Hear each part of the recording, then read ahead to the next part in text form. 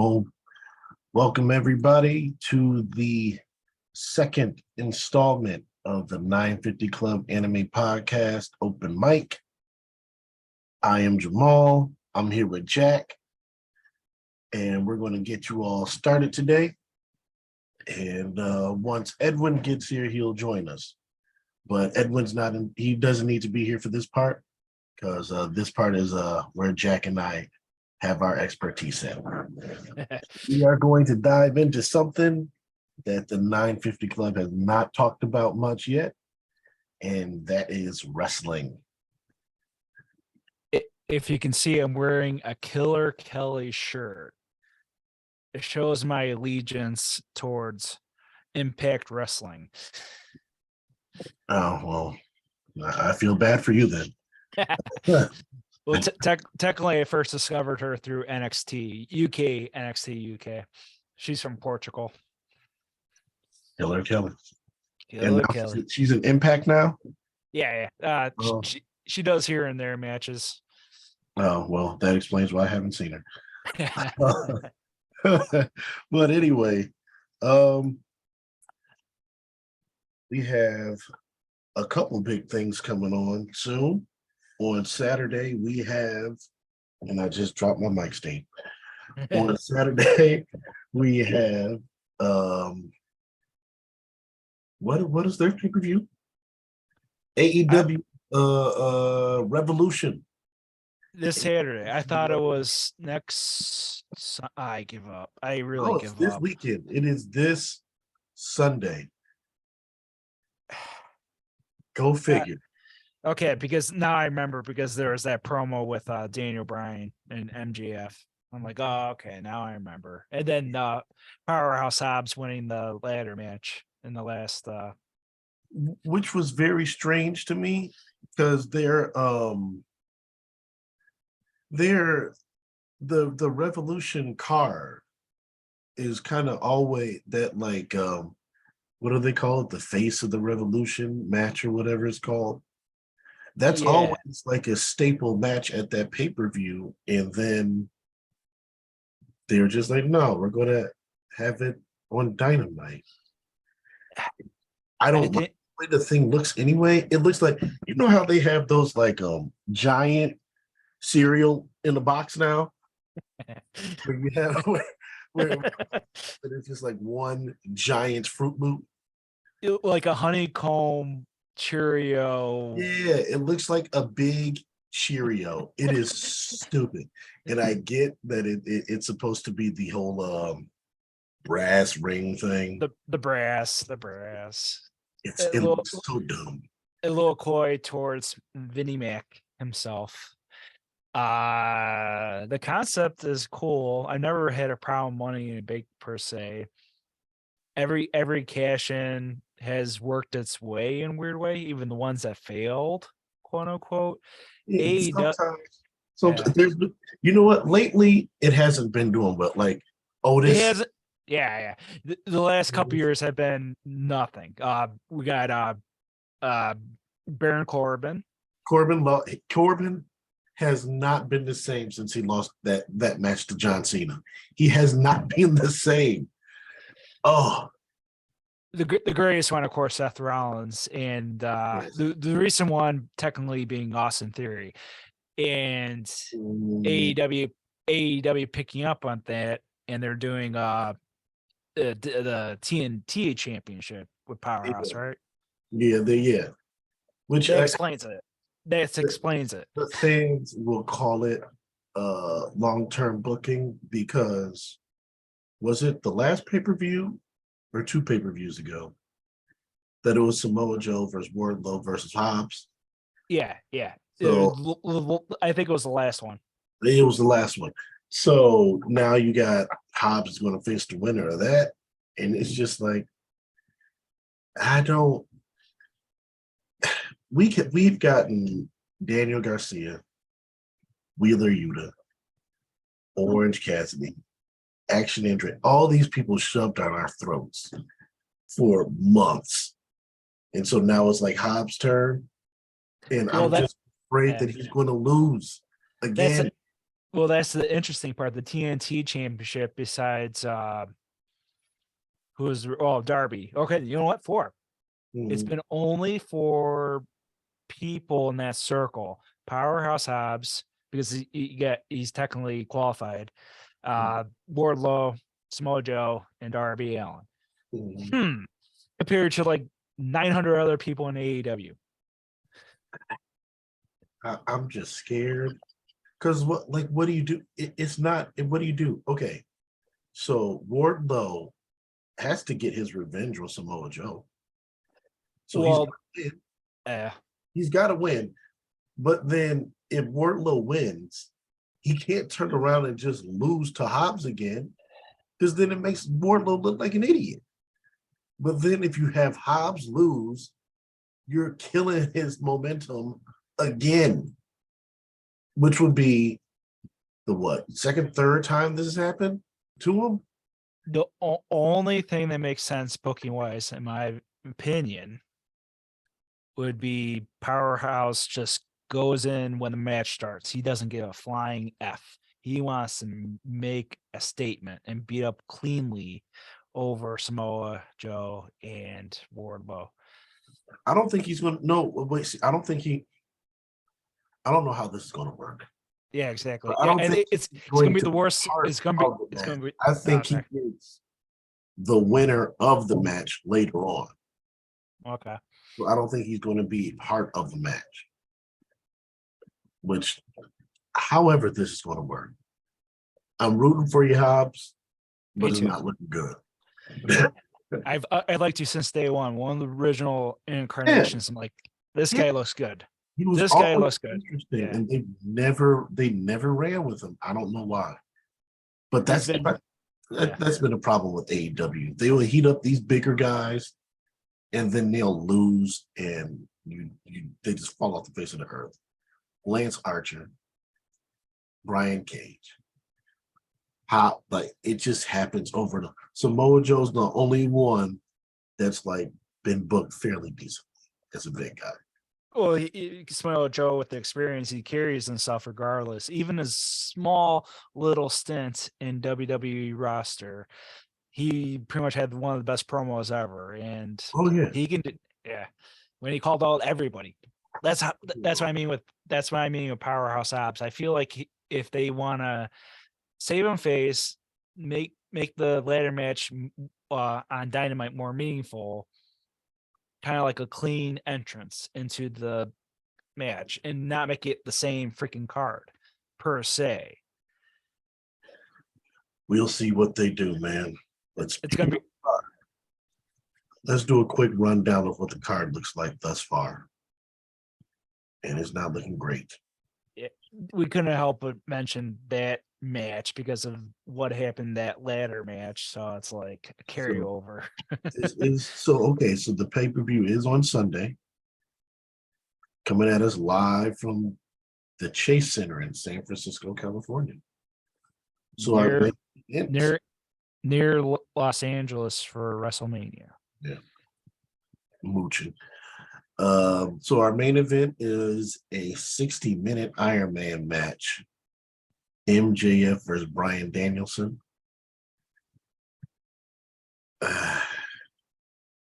So they're kind of making Danielson like the Iron Man match guy, right? It seems like it because he had those Iron Man matches with Adam Page. Okay, I was trying to remember the other person. I think he's the only one that's had them, if I'm not mistaken. Has anybody else had a 60-minute match? I think it was But part of me feels like Daniel Bryan snuck in another one with another wrestler. Was it 60 minutes? I think so. It was definitely his first year, end of 2021. Anyway, I don't think, but aside from Danielson, I don't think anybody else has had an Iron Man match, right? Yeah, exactly. But that's the thing. It feels like he's the only one in. This is his signature.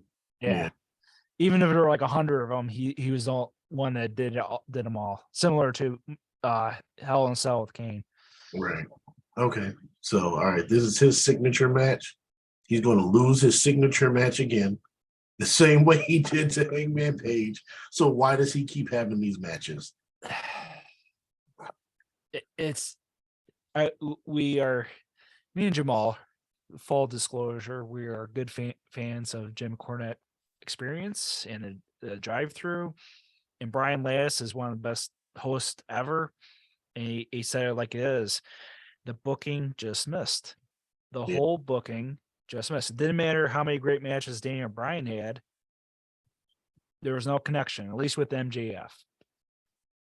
I agree with that. This whole build just hasn't worked for me. I thought his promo last night was good. I don't know. All of them. Yeah, but they're like, I thought Danielson's promo last night was good. I don't know why he kicked "I'm going to kick your effing head in" as his punchline, tagline. I don't know why he chose that. It kind of like a reflection on himself kind of thing, I think. Kind of like facing his fears. So I don't like it. Because he said that since the beginning. And it's like, why they have enough on that television show? They don't need him to say that. You get nothing out of him saying that. Because he says it all the time. Yeah. So it's not like it's something that just free flows and comes out. This is his, do you smell what the Rock is cooking? Well, then it calls back to his original run as a heel, stomping on people. Yeah. And that it's like totally forgotten because of Blackpool Combat Club. And it's like, you can't bring it back, bro. You just can't. What has the Blackpool Combat Club done for anybody? Nothing. Absolutely nothing. Every faction, nothing. No, if you had to be honest, like if you had to pick your favorite faction or your favorite like idea of a faction, because AEW comes in and out with their ideas, which one would it be? My favorite idea of a faction, or just any like even like a conception of a faction that could have worked, because everything fails at AEW. Or like we're talking about the likes of Dark Order, House of Black, not good. Wardlow and Powerhouse Hobbs, right? Team Taz was a terrible. They never did anything. That one's up there for me. I like the concept. I like the concept with the FTW belt. And they did nothing but lose. You know, there's one faction that didn't get a lot of run that I would have liked a lot, and that is CMFTR. That's it. Okay. That is it. FTR, that would have been cool. They had one curtain call, essentially. Right. Dear God. Other than that, there's nothing. There's not a faction there that really. I mean, what, the Best Friends? Jericho's factions. Oh, there you go. That should have been my first one. Factions. That should have been the first one. Well, the Inner Circle, when it started off, wasn't horrible. It worked. It wasn't horrible, but they held back Santana and Ortiz. Like the fact that those guys never had held the tag team titles is ridiculous. They were a fairly big signing when they first started, but they got thrown into that faction and they did nothing. Yeah, they just claimed. Even Jack Swagger has or what's his name now? I don't even care what his name is. Jake Hager. He still has a job. He still has a job compared to them. Why is he there? He doesn't want to. But wear a bucket hat. That's all he does.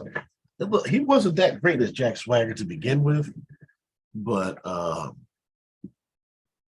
he's probably even worse in AEW, mostly because he doesn't have Dutch Mantel talking for him. Yeah. Racist but hilarious. At least. So yeah, I don't. I'm sure Danielson and MJF are going to have a great match, but the build up to it, it Sucks. it did nothing for me. Oh. So the next one we have a three-way for the AEW Women's Championship with Jamie Hayter versus Saraya versus Ruby Soho.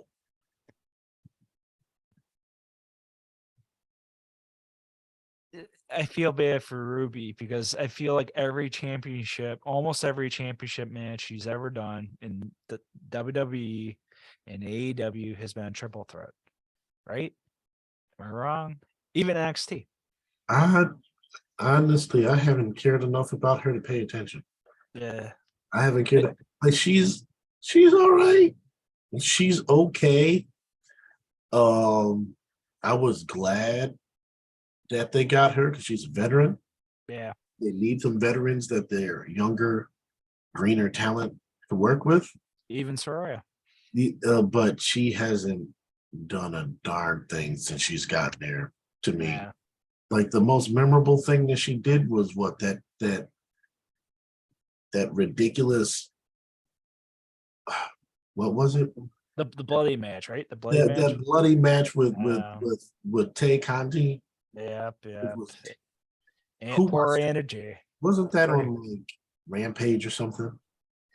A throwaway show. I don't watch I will never watch Rampage. It's awful.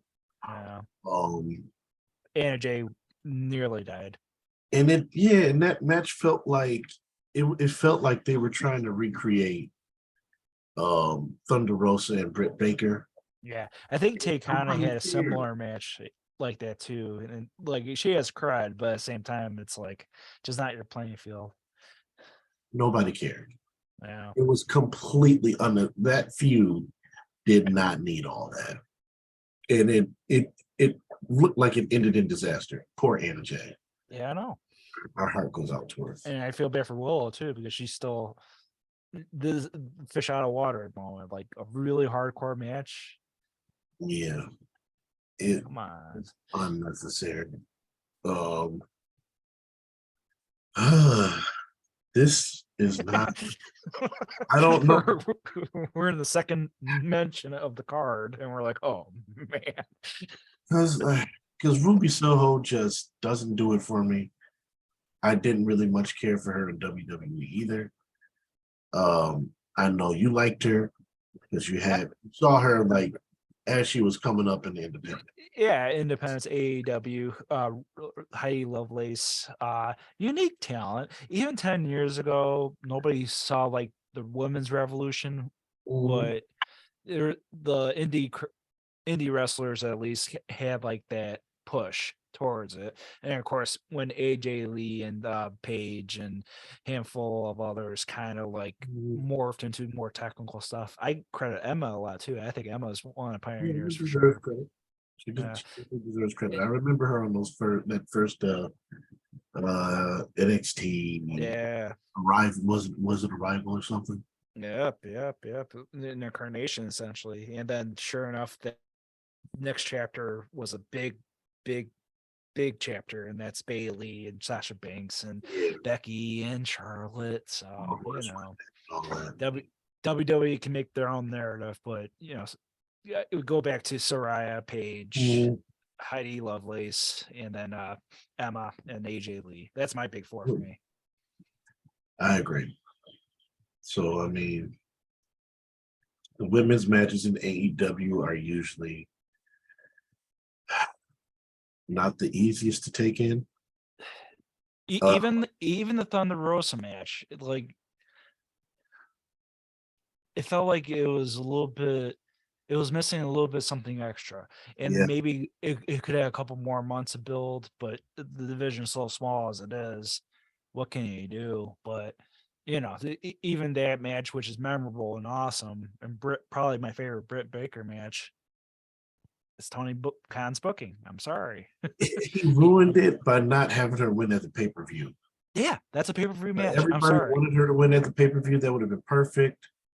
They could have did the rematch in Texas that following week or whatever. The actual Texas death match. Yeah, and then he had her like I don't know. So yeah, so anyways, like I like Jamie Hayter, but she's in there with Soraya and Ruby Soho. I don't know. Soraya still looks like she's trying to get her win back, figure her ring stuff back out. So I wish the best for her. I want her to remain healthy.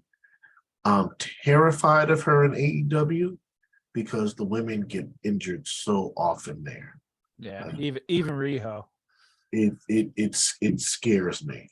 It really does. The same way it scared me when Danielson went there. Yeah. But I hope the best for him. Yeah. A guy like Sammy Guevara, pretty much almost dying multiple matches. And that's a guy that's a guy you wouldn't even expect him to be that close to death. You know what I mean? Compared to like Mick Foley, compared to like, Oh, Foley did that. Like Guevara does like stunts just because. he knows he's doing high risk stunts. Yeah. The stuff that happens in the women's division is just because they're just not. They make bad mistakes. The Anna Jay thing, Britt Baker got her face busted open numerous times. Yeah. What's her face?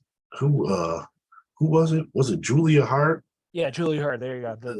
Another a botched table spot. Girl. Yeah. So it's just like Athena. It's just all the time. It's just reckless stuff happening. Did Athena need somebody, or does she get need, or something along those lines, right? Who? Athena? Does she need somebody?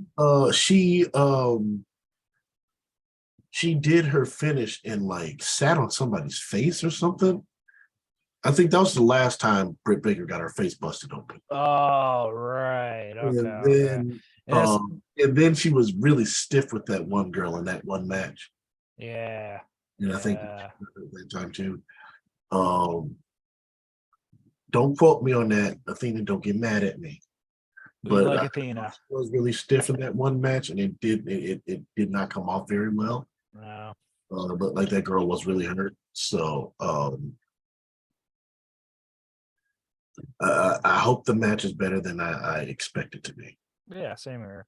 It's a card. It's like we were talking before about Forbidden Door, how even with like the worst circumstances, just being there is enough, and the crowd is pretty much what they do essentially is being there and making the live event feel live. So the fans can carry it. I hope they care about the match. Yeah. I do. I won't care about the next match. As you alluded to, Jon Moxley, Hangman Page in a Texas Death Match. I have no interest in this match whatsoever. Texas. I'm tired of seeing Moxley bleed. I've never been a Moxley fan, even when he was Dean Ambrose in WWE. Never liked his matches. Don't like his style. I'm sick of seeing him bleed in every match. And was he voted for best promo by David Meltzer? If we have more time to break down the Observer Awards, we'll have to do our, like next year, they'll come out with their Observer Awards. So we have the Crunchyroll Awards, and we have our own like 950 awards. We're going to do our wrestling awards next year based off of the Observer Awards. And then our actual winners, like the legit that's what we're going to do. We're going to do that. But because that promo, like voting, like he's in at least top 5 or something ridiculous, and the Texas death. Okay, Max. Okay, Texas death. You're going to Texas die. Thank you. I don't. The one good thing I can say about Mox, I can say 2 good things about him. One, when he's focused and does a passionate promo, he can be a good promo. And two, the fans in AEW love that guy. He's definitely a top guy there. That's what I can say about him. So they do have to continue to book him on top because he is a top guy. The fans love him. Fans want him. They're behind him. So, I mean, he's there. Hangman, he was a top guy. You could argue that he was a flop as a champion. These rebuilding, man, we'll see where they go from here. I think Moxley could take the loss. I think Hangman needs to win a little more. Again, this isn't the match for me, but we'll see what happens. So our next one is Samoa Joe versus Wardlow for the TNT Championship. Yeah, my wild card prediction: Hobbs enters in the match regardless and doesn't care. I think Wardlow has to win. I agree. Think has to win. Because Samoa Joe still has the Ring of Honor Television Championship. So he can still do his King of TV thing. Wardlow has to win. He did all that talking about what his hair meant and him getting it cut off and everything. He's got to win. Hopefully I think they're capable of having a good match. It's one that I would like to see because I trust Samoa Joe to book it right. That should be more of a fight than a wrestling match. And I think those two, that should be a Haas fight. 10 minutes, throwing everything at the kitchen sink. So that's what I think. I think Wardlow comes out on top. But again, I'm afraid of what that means for Hobbs. Let me ask you this. Is this the first ever pay-per-view with Joe in AEW? No. I don't think. Feels like it. No, because he was in that triple threat match was the last AEW pay-per-view, wasn't it? Oh, I always thought that was like a Ring of Honor pay-per-view. There you go. There, that's the thing. That's Ring of Honor. I don't know. I don't remember if it was Ring of Honor or if it was AEW. And I think they were fighting for the other championship, the freaking Ring of Honor championship. Fighting for the Ring of Honor? Yeah. I don't. Man. I got. I don't remember. I don't remember. This might. I don't think it's his first one, but it might be. But I mean, the thing is, AEW only has like 4 a year. Granted, but it seems like a long-awaited debut for Joe, at least for AEW. For this match, at least for me. So this is Revolution. That means the last one was November, which was what's the November one? Because Double or Nothing is usually like May, June, right? Yeah. And then All Out is usually September. So that had to be and this is Revolution. That had to be oh my goodness. Yeah. Full gear. And I always get confused with that one because it always felt like almost like a special, almost like, there's St. Patty's Day thing. But I guess it's a pay-per-view. I never associated it with that. Yeah. And I think that triple threat happened at Full Gear. Okay. I think it happened at Full Gear. So I think this would be his second pay-per-view. He needs to be in the AEW, not Ring of Honor. So but that's the thing. Are they going to throw him in Ring of Honor or are they going to keep him on AEW? Make up your mind. Let's see. I mean, I don't know. I'm not going to be watching Ring of Honor because I'm not going to be paying for Honor Club. I'll catch the pay-per-views like I usually did with Ring of Honor back in the day. Just subscribe to Impact Wrestling. Yeah, okay. or NWA held out Billy Corgan. No. You know what? I watched NWA when it first came out. And it was on YouTube, and I thought it was good. Yeah, And that's where I like really saw and got behind Eddie Kingston, Thunder Rosa, Turks, Nick Alice, yeah. Like all this was great. I liked Camille. I still like her. I think she has a lot of star potential to her. Yeah. So yeah, they had a great start, and then when they went to fight and started charging, I said, I'm not keeping up with this. And something happened to them. They kind of fell off a cliff after that. The pandemic for sure didn't help. Yeah.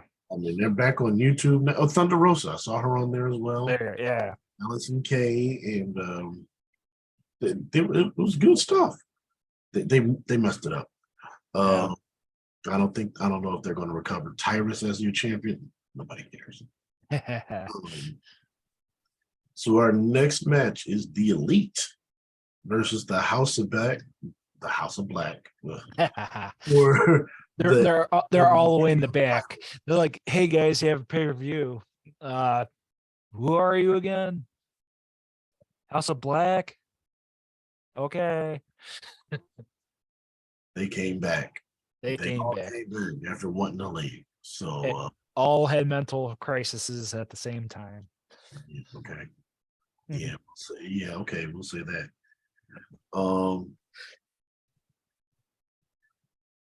I think this match will be good for those that like this kind of thing. I'm not a fan of the Young Buck style. So there's going to be a car crash, high spots. If you like that sort of thing, it's going to be a good match. It ain't going to do much for me. I know that. Elite's going to come out on top. I don't think anybody really cares about the House of Black. They had a chance, but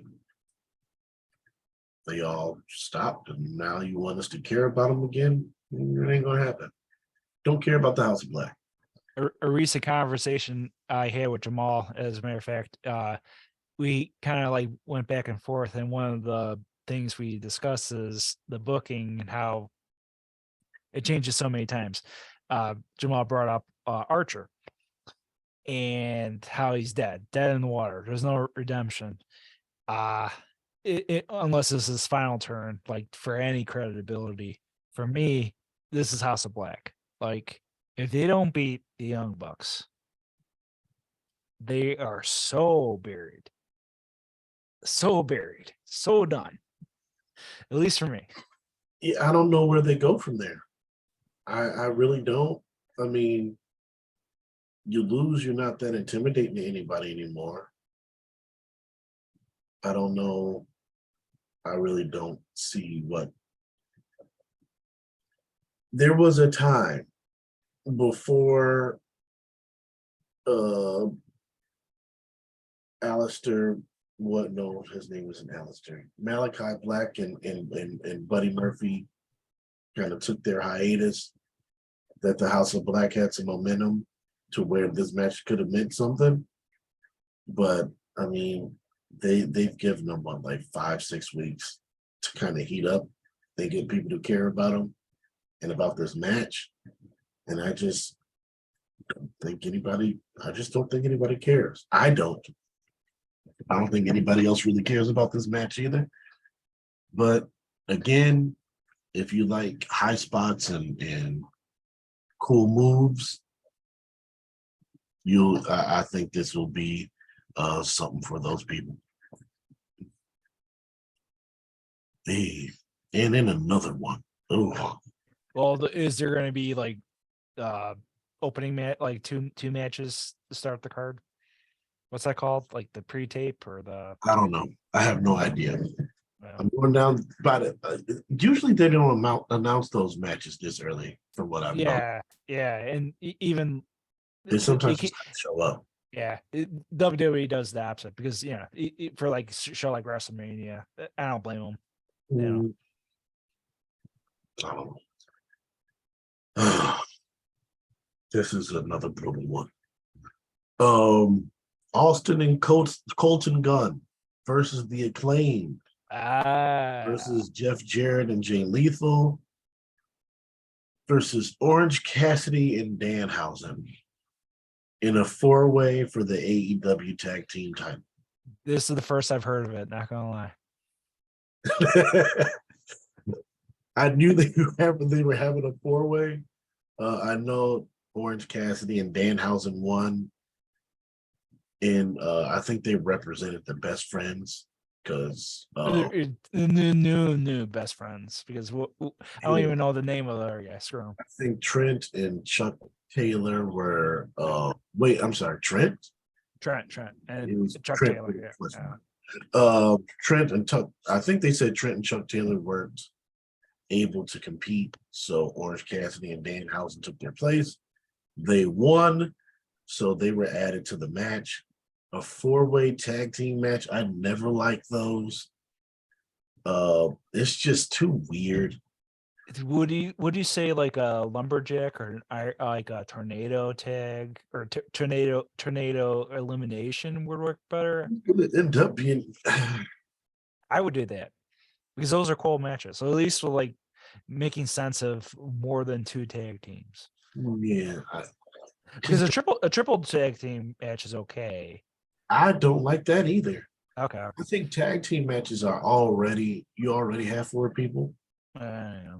So when you add in 2 more, so it's like you have a triple threat match and anybody can tag anybody. It just gets convoluted.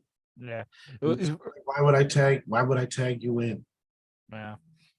Or like it doesn't make any sense to me. Well, with AEW, we just mentioned Young Bucks, infamous for not really tagging and blind tagging all the time. Yeah. Lumberjack, tornado. You don't have to worry about that. Change the rule. Yeah, whatever. Yeah, that's not. That's another one that I'm not really looking forward to. Yeah, we can skip it for sure. We'll see what happens. I think individually the Guns are fine. The Acclaimed is cool. I think Bowens is really underrated as a worker. I like him. Jarrett and Jay Lethal. Why Jeff Jarrett is out there every week, I don't know. And it's so weird how he was like ahead of promos or whatever for WWE live events. Event. And now he's just wrestling in AEW. It shows their logic. Well, Triple H got the power, and he got rid of him and brought his guy, Road Dogg, back. So, yeah.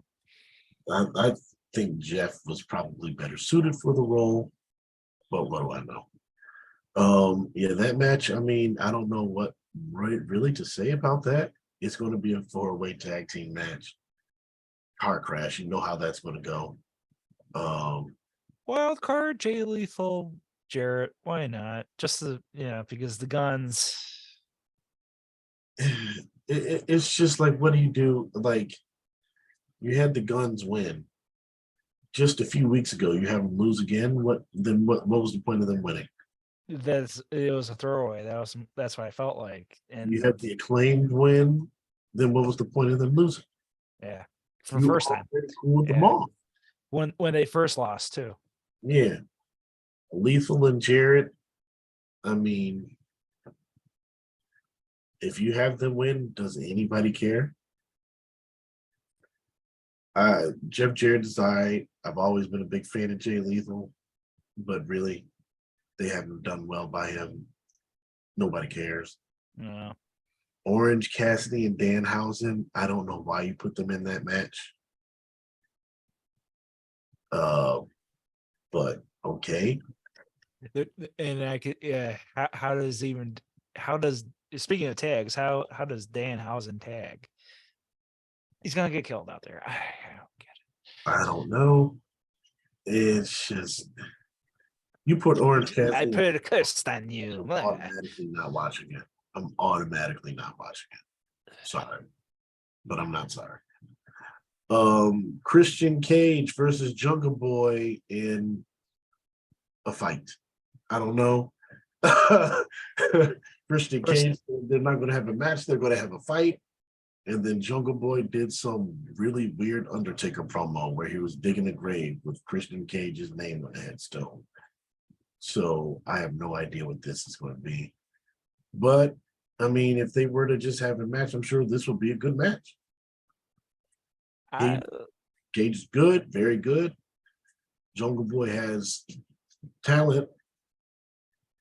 I mean, there's some heat behind this. I don't know why you come back to this 6 months later, but Christian, he got hurt.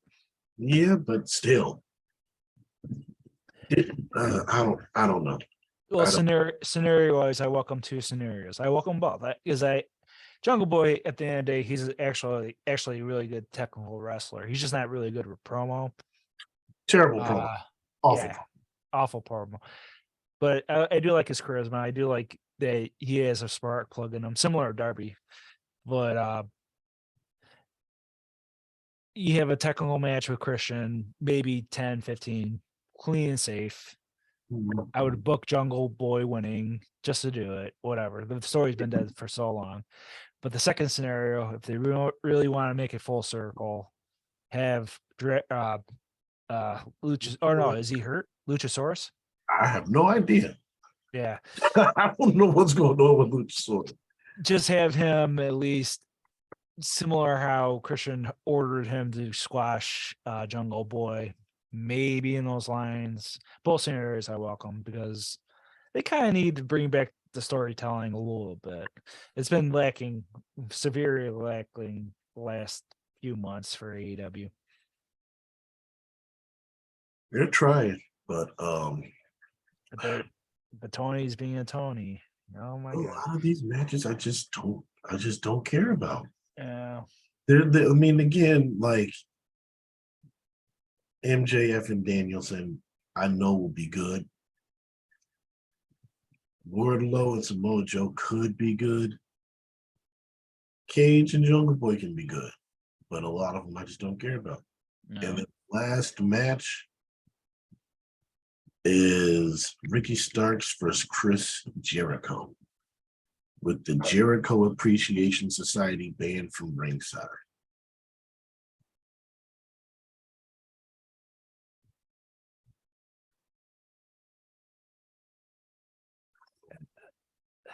That dead silence says it all, people. Because Ricky Starks, he's one of the best promos, and Meltzer recognized it. If I'm not mistaken, they put him in there. And Jericho's also in there too. But anyway. Yeah, okay. Ricky Starks, it was last week where he basically announced, I'm done with Jericho. Everyone was like, yeah. Mm-hmm. Listen to the crowd. Listen to the crowd.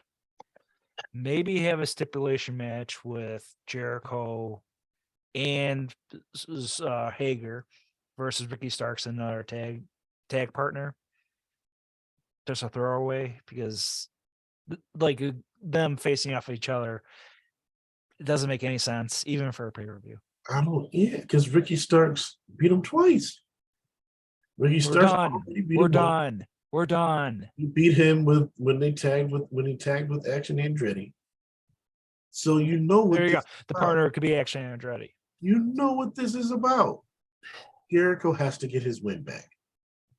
And a pay-per-view. Already ruined Ricky Starks. Ricky Starks was the hottest babyface they had coming out of that MJF match. And the first thing they did was pair him with Jericho, and it ruined him. Jericho's like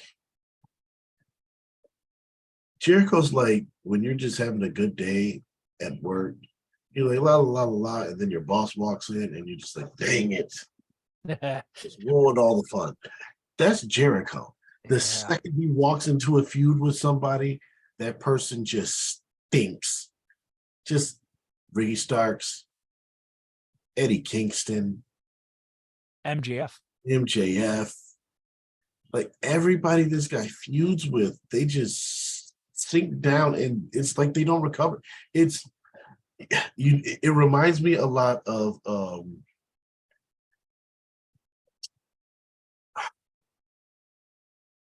Who was I going to compare this to? In WWE, this happened with a lot of people. After you paired them with Bray Wyatt, especially when he was the Fiend, they just kind of went nowhere. Because he couldn't win. You couldn't beat him. Yeah. And even if you do, it's like he's just gonna people want to cheer for him anyway. It doesn't matter. Goldberg. Once you start working with Goldberg, it's just it's going downhill. Brock. Orange. Yeah. Once people started working with Brock and they were done with once Brock was done with them, it's just like we've got nothing for you. That's Jericho. They heat these people up. They go to Jericho. Jericho takes all of their popularity, kills them off, and then they're just kind of stuck in the water. Yep. I mean, Jericho and Ricky Starks can have a good match, so I'll give them that. But if Jericho wins this, it'll be despicable. It'll be despicable. Especially after Ricky starts beating him twice. That's my thing. At the end of the day. Doesn't make any sense booking wise. Similar to Powerhouse Hobbs in a weird way, because dancing with if he comes in to pin at the end of the match, steals the win, if as it were, but that's my problem with Jericho. Because he just can't give it up. He needs to write in his book his 9th millionth match he had in his career. Mm-hmm. Way to go, Jericho. Retire now, son. Good job. So from one bad booking decision to another in another company. So we're on the road to WrestleMania. We have some things that we know of, some things we don't. One thing that we now know of, which reeks of Vince McMahon to me, is we're going to get Brock Lesnar versus Omos. I knew you were going to say that. Brock Lesnar versus Omos. Okay, in Royal Rumble, Omos had here and there exchanges, but Brock eliminated him, right? No, Once Brock at least eliminated him again. Yeah. Braun Bobby Lashley technically eliminated Bobby Brock Lashley. this year, and Drew. Bobby Lashley eliminated Brock. Yeah. Who eliminated? Drew did him when he went to one WrestleMania, but I don't think almost ever eliminated Brock, or the other way around. Almost hasn't done anything. Yeah. He's always losing. Yes. I don't get. Brock versus Omos has no. It does not say that says Saudi Arabia. That doesn't say WrestleMania. Yeah. You have that in Saudi Arabia. You don't have that at WrestleMania. Was the last Saudi Arabia with Lashley and Brock? No. What was it? One of them was. One of them might have been. Yeah. It might have been. Because I know the last Saudi Arabia had Braun Strowman and Omos. Yeah. I know that. Didn't it almost have like the last pay-per-view I can remember with Almost was like, didn't he like squash AJ Styles? No, AJ's been out for a while. He's been hurt. No, that's the thing. Like, that's the last thing I can remember with AJ Styles too, and I think that was a pay-per-view. I think. No. Before that, AJ was feuded with Judgment Day. Good call. That was this last year. The Good Brothers were feuded with the Judgment Day. This is past year. The last thing almost I can remember is him and Braun Strowman at in Saudi Arabia. Okay, they had a match together then too. They had a match. That's all I can say about it. So almost in Brock Lesnar, this is an awful idea. I think in general the fans have been happier with Triple H's booking. So to just change up on a dime like this smells like Vince McMahon to me, because there's no reason why Omos should be on the WrestleMania card. None whatsoever. And working with Brock, it's stupid. Yeah. And almost he never won a championship. I mean, at this point, you got to have your champions. You got to have the freshest faces in your card, or at least the starting lineup. He's just not good. Yeah. He's not good. And if you were going to do that, then you need a winner in Brock and Lashley's last match. Exactly. You can't you can't have a DQ finish. You got to have a winner. I was hoping for, all right, there was no winner there. Brock won one, Lashley won one, DQ finish, WrestleMania. We're going to get the fourth fight. I would put them in the fight pit. And then whoever wins from there wins. But Omos and Lesnar, Lashley and Wyatt, it's do you think that MVP is a missing link then? Huh? Do you think MVP is a missing link then? No. Okay. I don't think there's nothing to redeem this. There's nothing that can redeem Brock Lesnar versus Omos. Nobody wants to see that match. It's going to be Brock Lesnar suplexing him a couple times. Wow, look at that. F5, 1, 2, 3. Brock's going to be in and out of there in 5 minutes and be happy, because he's probably going to end up with $3-4 million to do absolutely nothing with nobody. And Paul Heyman doesn't even have to go near the ringside. It's stupid. It is terrible. So that's a waste. Bray Wyatt definitely needed something to do at WrestleMania. I don't think Bobby Lashley's the right guy. The only reason why that feud with LA Knight worked somewhat was because LA Knight was putting in some godly promo work. Yeah. And even during the match, you needed a guy that can at least be in the element. Somebody at least that can talk me into maybe wanting to see. I like Bobby, not a good talker. I like MVP, and he's a good talker, but not good enough to get me to want to see Bobby Lashley versus Bray Wyatt. Agreed. Yeah. Especially not this iteration of Bray Wyatt. It's just, I don't know what this is. Yeah.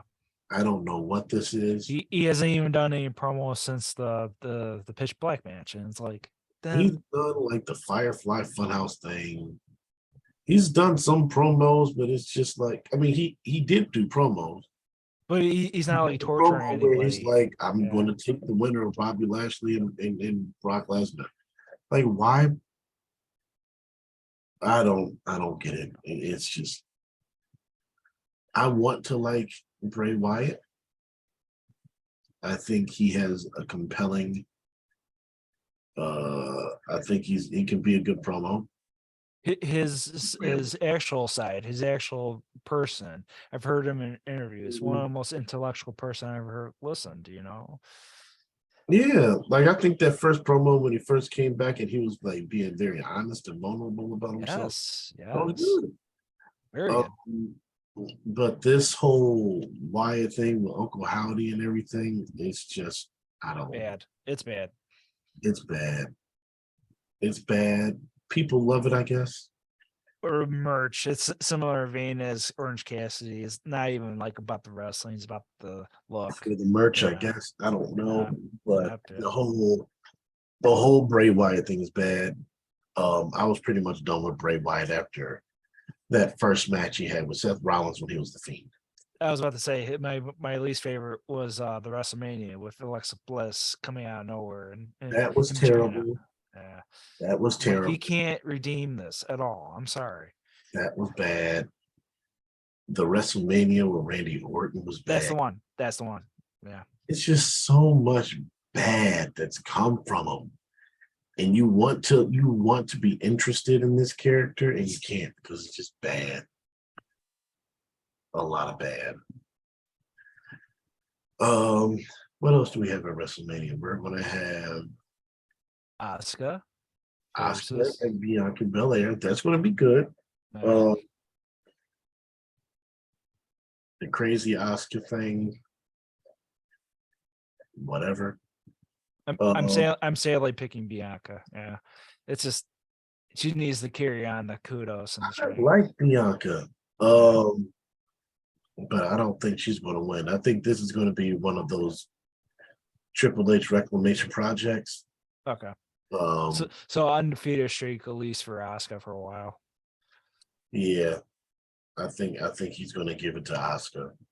Okay. There's something about this; it just doesn't have the same feeling that Bianca's last two WrestleMania matches had.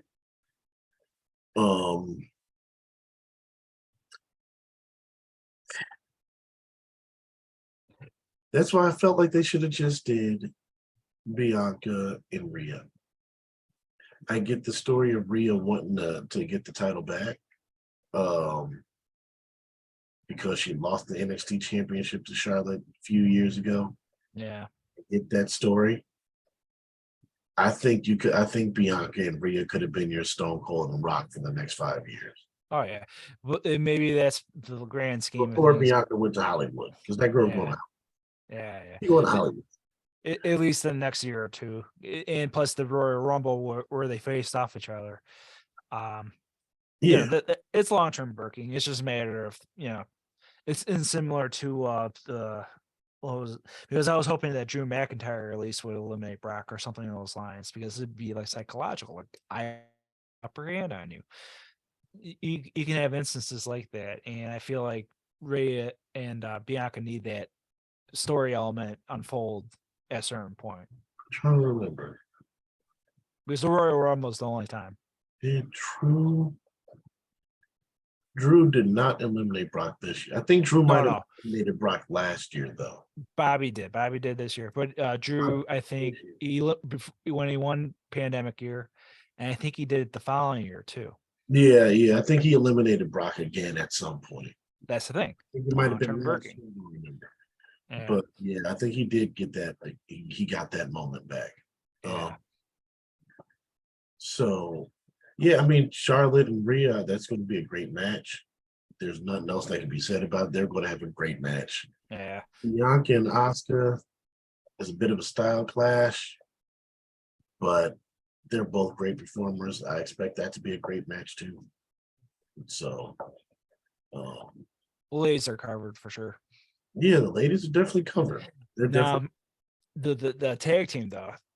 It could be a I'm hoping for a four-way tag team thing, or no, not four-way. Almost like a trios thing, right? Do you think that could work like a trios with Lita and Becky versus Damage Control?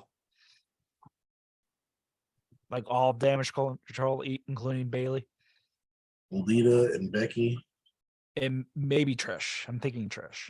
Yeah, I think Trish has to be involved in it because she was there for the save for them to win, right? Yeah. So yeah, I think they're setting up for Trish, Lita, and Becky versus Damage Control. I don't think the titles are going to come into play for that. Yeah. I think that's just going to be a trios match. And then I think after WrestleMania, I think Becky and Lita probably drop it to Shayna and Ronda. But and then and that's what I was going for because I was thinking I forgot about the other team. That means Ronda. Is that going to be squeezed in for WrestleMania?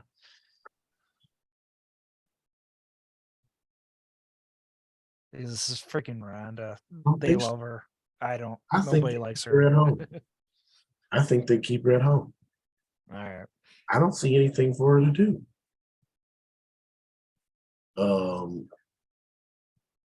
Because I think Trish, Lita, and Becky versus Damage Control is a far bigger match than Becky and Lita versus Shayna and Ronda. Yeah, it doesn't make any sense. Yeah, I think that's a far bigger match. And plus, they kind of have a face thing, and then Becky and Lita are technically a face. Mm-hmm. So, and, you know, no, I think they're going to do the. I think they're going to do the 6-woman tag. Woman. I think they're going to do that, and that'll be good for WrestleMania. That's a good WrestleMania match. It's a good WrestleMania match. Good way to use the legends. That would be a big moment for Dakota Kai and Io Sky to be in those legends. I Damage Control, my booze. Yeah, that'll be big for them. So I like that. I like that booking. Should be a fine match. Nothing to go crazy about. Just good to see the legends out there. Maybe opener. Maybe opener. Maybe a show opener. Yeah. What else do we have on that card? Of course, we have Roman versus Cody to end things up. This is it. I think Cody wins this, but you know, it feels like I don't know if you could put it past Roman, man. I think I'm picking Roman. You're picking Roman? Mm-hmm. Because I feel like the long-term booking wise, it's going to be Jay. Because, you know, Sammy's technically out of it. Like, Montreal is like the ultimate, like, you won the crowd. Like, you had your moment. So it's better than being champ sometimes. But Jay, you know, pretty much having the faction with the family up to SummerSlam, then worlds will collide kind of thing. So that's my prediction, at least. So Jay takes over the bloodline. Or do you think Jay breaks off from the bloodline? Breaks off. At least, like, it'll derail things, and then Roman would, take a break. Maybe he'll do Hollywood if they like time it right, I guess. If it's looking at the bigger picture kind of thing, you need that time to have Jay become more of sympathetic hero, similar to Sammy. Maybe they could be tag team champs over Solo and Jimmy. So, or at least that, yeah. All right. So you think Jay breaks away from the bloodline, eventually beats Roman for the title? Crossing my fingers, because I feel like it has to make sense for the story, the ultimate story. The title. He can't be tag team champions with Sammy. Well, that's the thing. Like, if they don't do that, because it could be Cody at the end of the day or WrestleMania, so it's like you have to have some redemption with Jay. That's assuming Jay. I don't know, man. We'll see. Yeah, that's how compelling it is. There's so many scenarios. I don't know, man. I still would have put the heat on Jay. So the fans want to see. The way I do it, the way I would have done it is do the same thing that they did at Elimination Chamber, except when Sammy's running in for that spear, Roman steps out the way, Jay just hits him with the super kick. He says, "Hey, I've always been your right-hand man, tribal chief." Boom. Roman hits him with the spear. 1, 2, 3. Fans are piling on the booze on Jay. They're throwing garbage in the arena, blah, blah, blah. Jay comes out, and now people want to see Sammy get his hands on Jay. Yeah. So Sammy can go, "Hey, look, man, I'm still gonna destroy the bloodline, but I'm gonna knock out the foundation first before I get to the head." So boom, now he's convincing old Kevin to go tag team champions with him. So him and Kevin versus Jay and Jimmy. They win the tag team title. Everybody's happy. Sammy comes out the Raw after Mania. He says, look, I'm not satisfied. I'm tired of you running around behind your brother. I want you in a one-on-one match. He goes, and then you can run that until whatever. Yeah. I forgot about Kevin Owens. Kevin Owens is still a factor, but a little minor pay-per-view. And then at SummerSlam, you can have Sammy versus Roman. But, in the meantime, you have this story of Sammy and Kevin working together and this contentious relationship. Like, are they still friends? Because Kevin's still going after people. Kevin's going after Solo. Kevin's going after whatever. Sammy's going after Jay. So it can be this thing where they're apart, but they come together when they have to. So I think that makes for a compelling story too. Didn't Stone Cold have like a relationship with a wrestler like that, like kicking ass at the same time kind of thing? I'm trying to think of a good teammate of his. Even though he's mostly solo, but I felt like he had like phase. The 2-man power trip with Triple H. There you go. That's the one. It was a little bit after Attitude Era. Yeah. They had that. I think that's a story that would be compelling, and that'll keep Sammy hot as a babyface. And if you can keep that momentum up, give him that big win against Roman at SummerSlam, and then you could have that Survivor Series match with the Bloodline again. Yeah. Because last year it was the Bloodline versus the Brawling with Sammy. With Sammy. It was with Sammy? Yeah. He was they raised his hand up. Acknowledged. Yeah, but they were going against the Brawling Brutes, right? Yeah. Walter. Yeah. So this time you had the Bloodline, you got Roman, you got Solo, you got Jimmy, you got Jay, and then you got Kevin Owens, you got Sami Zayn, you got Cody Rhodes, and then you factor in some other baby face in there. Yeah. It could be Drew, it could be whatever new, it could be Braun Breaker, whatever new baby face you want to bring up to the ranks, you have them join this, and have them go against that. So then at Survivor Series, you got Team Sammy versus Team Roman. That leads you into the Royal Rumble, where you can have Sammy win, and then you can have Sammy headline at WrestleMania. You can keep Sammy hot that way, to where he may not win it this year, but you can have him have that moment next year. And it won't matter as much after that, because by then the WWE would be sold, so they won't care who's on top. In every pay-per-view at Saudi Arabia. Right? And then every pay-per-view would be in Saudi Arabia. So that's what I would do. That's my trajectory of a rough outline of how I would book things, but I can say that they've done a really good job with this Bloodline storyline, to the point where they have my full confidence. I'm ready to ride out the wave and see where it goes. Yeah, it could be even another 2 years for all we know. It's that strong of a storyline. And Roman's, piling in. He's doing the numbers, even overcoming cancer, and even with his busy schedule.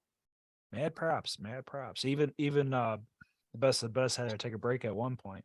Yeah.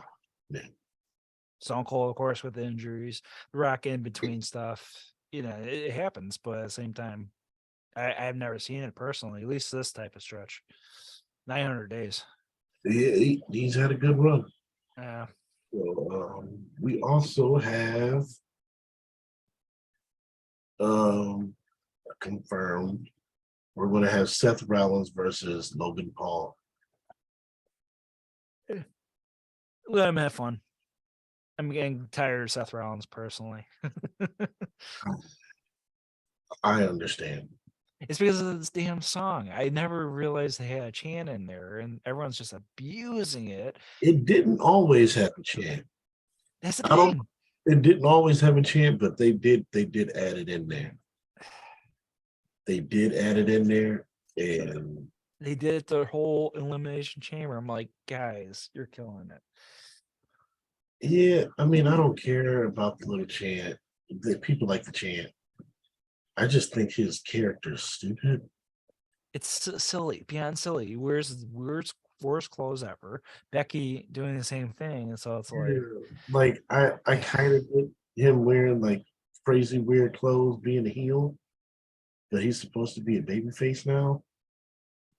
So I don't get. Yeah, I don't get his character at all. His character is very annoying and well, his recent promo with Logan Paul, he was being healed though. Don't you think? nah, he can't out heel Logan Paul. Like Logan, Logan Paul has finally like embraced the fact that yes, I am a heel. Because I know he said he wanted to come in being a babyface, but dude, you're a heel through and through. You are a heel. Just be a heel and you will draw money. And that dude is money. well, That's money. he technically is, but he just needs that initiation. He needs to like corner Seth at near Becky or something, and like, or you even be like, "Hey, baby, what's up, Beck? You're the man. Well, I'll be the better man for you." I don't know. Oh, he'll do something. I don't know. Oh, so I think Logan Paul, like I said before, like they always used like Shane McMahon, The Undertaker, uh Goldberg. Those were their like Rock. Those were like their big match guys. Like, all right, we got a WrestleMania, we got a Saudi show, blah blah blah. We need to pull out these special attraction guys. I think they're at the point now where they don't need to have Goldberg come back. You Thank don't God. have to rely on Brock as heavily. You can bring him in when you want. You don't need Shane McMahon anymore. That's run its book. You can use Logan Paul. You can use Pat McAfee. You can use Roman could take that Brock Lesnar spot. Like you have guys that can be in that spot now. So that's Rumor has it that Pat's leaving WWE altogether. I'm like, he's a busy guy, so we'll see. He'd probably do matches here and there, but not announcing. yeah, we'll see. Yeah. Yeah, I hope they keep Pat. Me too. I think he's I great. like him better. I like him better as commentary than his show. Yeah, I like his commentary. I think he's a great special attraction wrestler. So yeah, I think Pat McAfee's money again, special attraction, just like Logan Paul. Bring him in for a couple matches a year. Perfect. Yeah. So I mean, Logan Paul has showed out. I mean, he had a very good match against The Miz. He had a good match to debut at WrestleMania last year. He had a good match with Roman. So good Royal Rumble too. That spot with Ricochet. he had a spot with Ricochet that was intriguing. So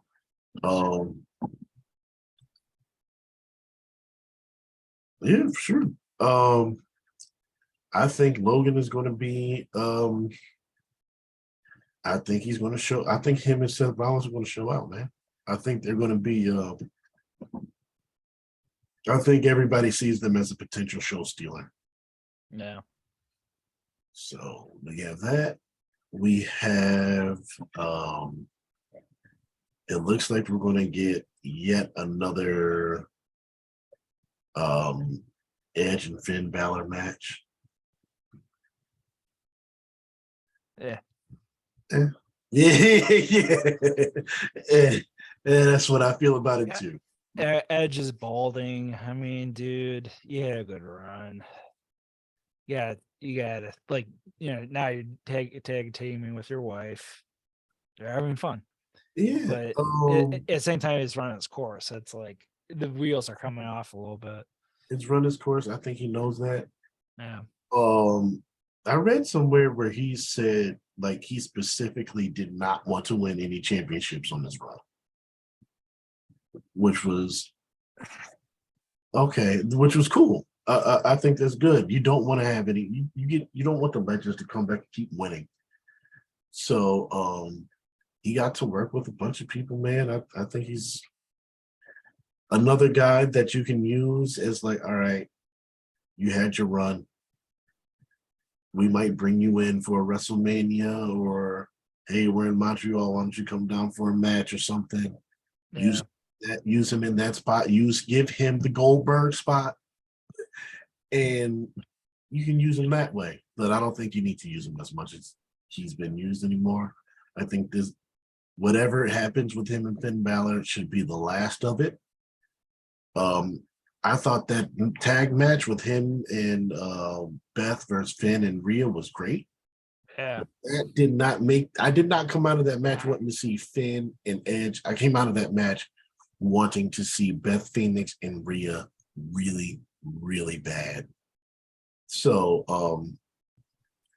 I really hope that Rhea beats Charlotte at WrestleMania. And Beth Phoenix comes out and says, I'm not done with you. I want a shot. Yeah. I would love to see that.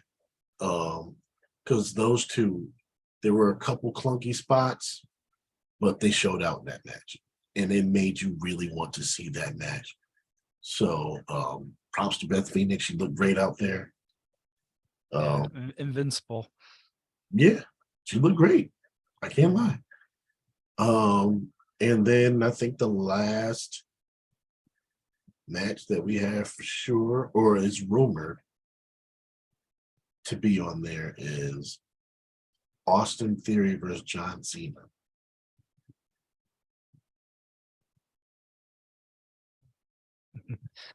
Early when he said Vince McMahon booking.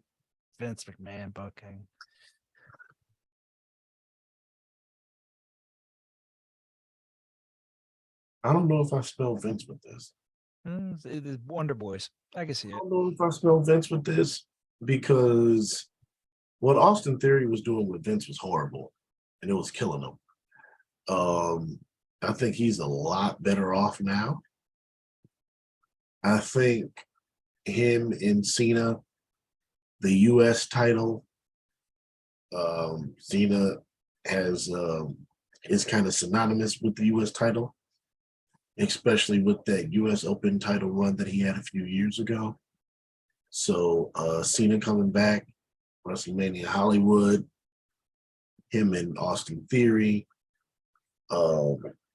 Theory is a young upcoming talent. Cena put him over. I think that's a good look for both of them. I think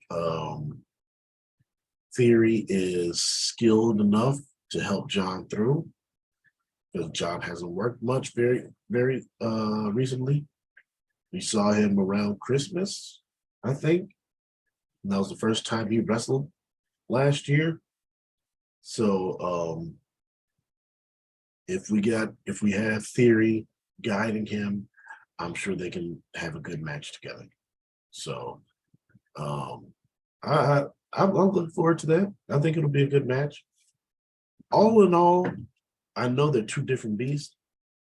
I think All Out is more like AEW's WrestleMania, but that Revolution card, there's not a lot that I'm looking forward to on there. The WrestleMania card, there's a lot that I'm like, oh, okay, this should be good. Oh, okay, I'm interested in that. I'd like to see what they do with Gunther, if they have anything for him. Speaking of long-term booking, that's going to be against Brock for sure one day. Oh yeah, I think that one day they're going to do it. I think Brock versus Gunther would have been a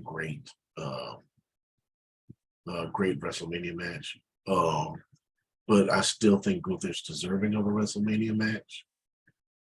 We'll see what happens. Maybe they run back Gunther and Sheamus. Maybe they do Gunther and Drew. Please no battle royal. Please no battle royal. Let me go through Drew and Sheamus. I don't know. I just hope Gunther gets himself a WrestleMania match. And I hope he wins said match because I think he's had an incredible year since he got called up. I was a little afraid because I liked like the bigger Gunther. I thought he looked better and more intimidating that way. But losing the weight, he's still been great, man. He's still so. I just want to see him get a WrestleMania match, and then that dude should be elevated to the main event scene very soon afterwards because he's that dude is money. Oh yeah, for sure. And they've teased him and Cody at the Rumble. Oh yeah. Well, at least at the final two, yeah. Yeah, they teased him and Cody at the Rumble. So we'll see what happens with that. And that's the first ever 950 Club WrestleMania revolution of WrestleMania. Yeah, our AEW WWE preview. So yeah, I mean, look, man, Jack and I love wrestling. We'll be doing some more wrestling talk at some point. I don't know if we'll do a Revolution review. Oh no. just like how it was built to the card, we won't care that much. We won't care that much. We might look if we get together for an after hours, we might burn through it for a few minutes. But even with Edwin there, it'll be like our Into the Woods. Oh geez. All of the 3 minutes. Oh. So but I'm sure we will have some WrestleMania post WrestleMania coverage for you. So that was good. And now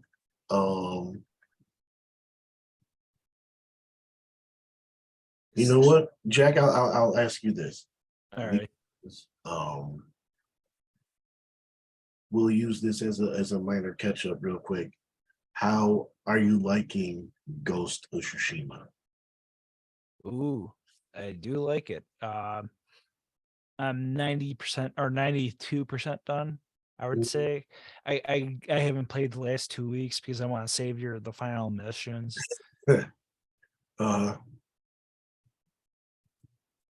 And I even done the DLC. I did because the DLC comes near the midway point, and that's a good like couple. I did that in like 10 days or so because I took my time with that too. It's one of the best take your time games. So, hello, Edwin. Hey, how you guys doing? Edwin, how you doing, Edwin? Living the life, man. Living the life.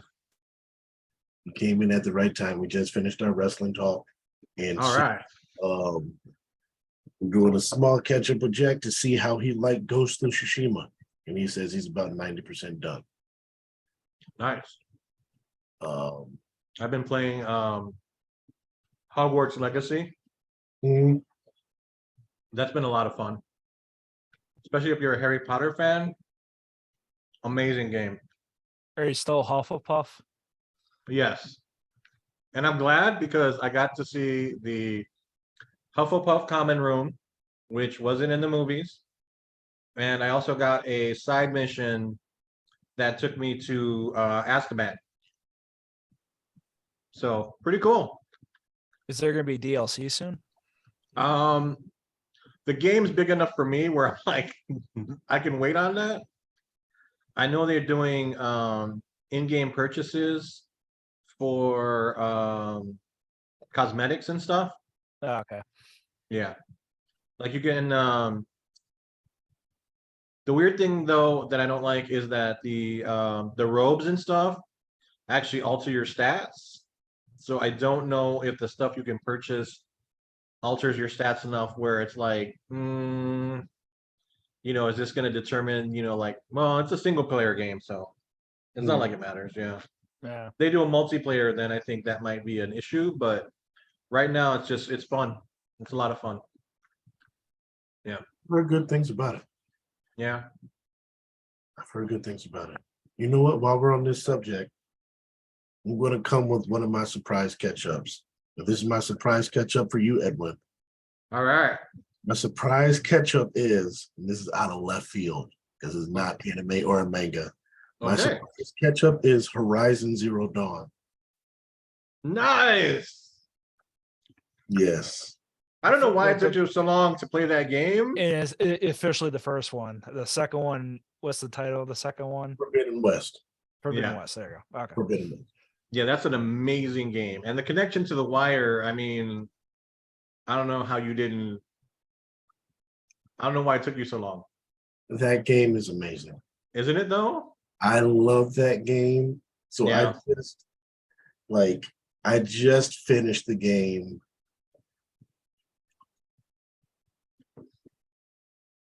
Maybe about a month ago.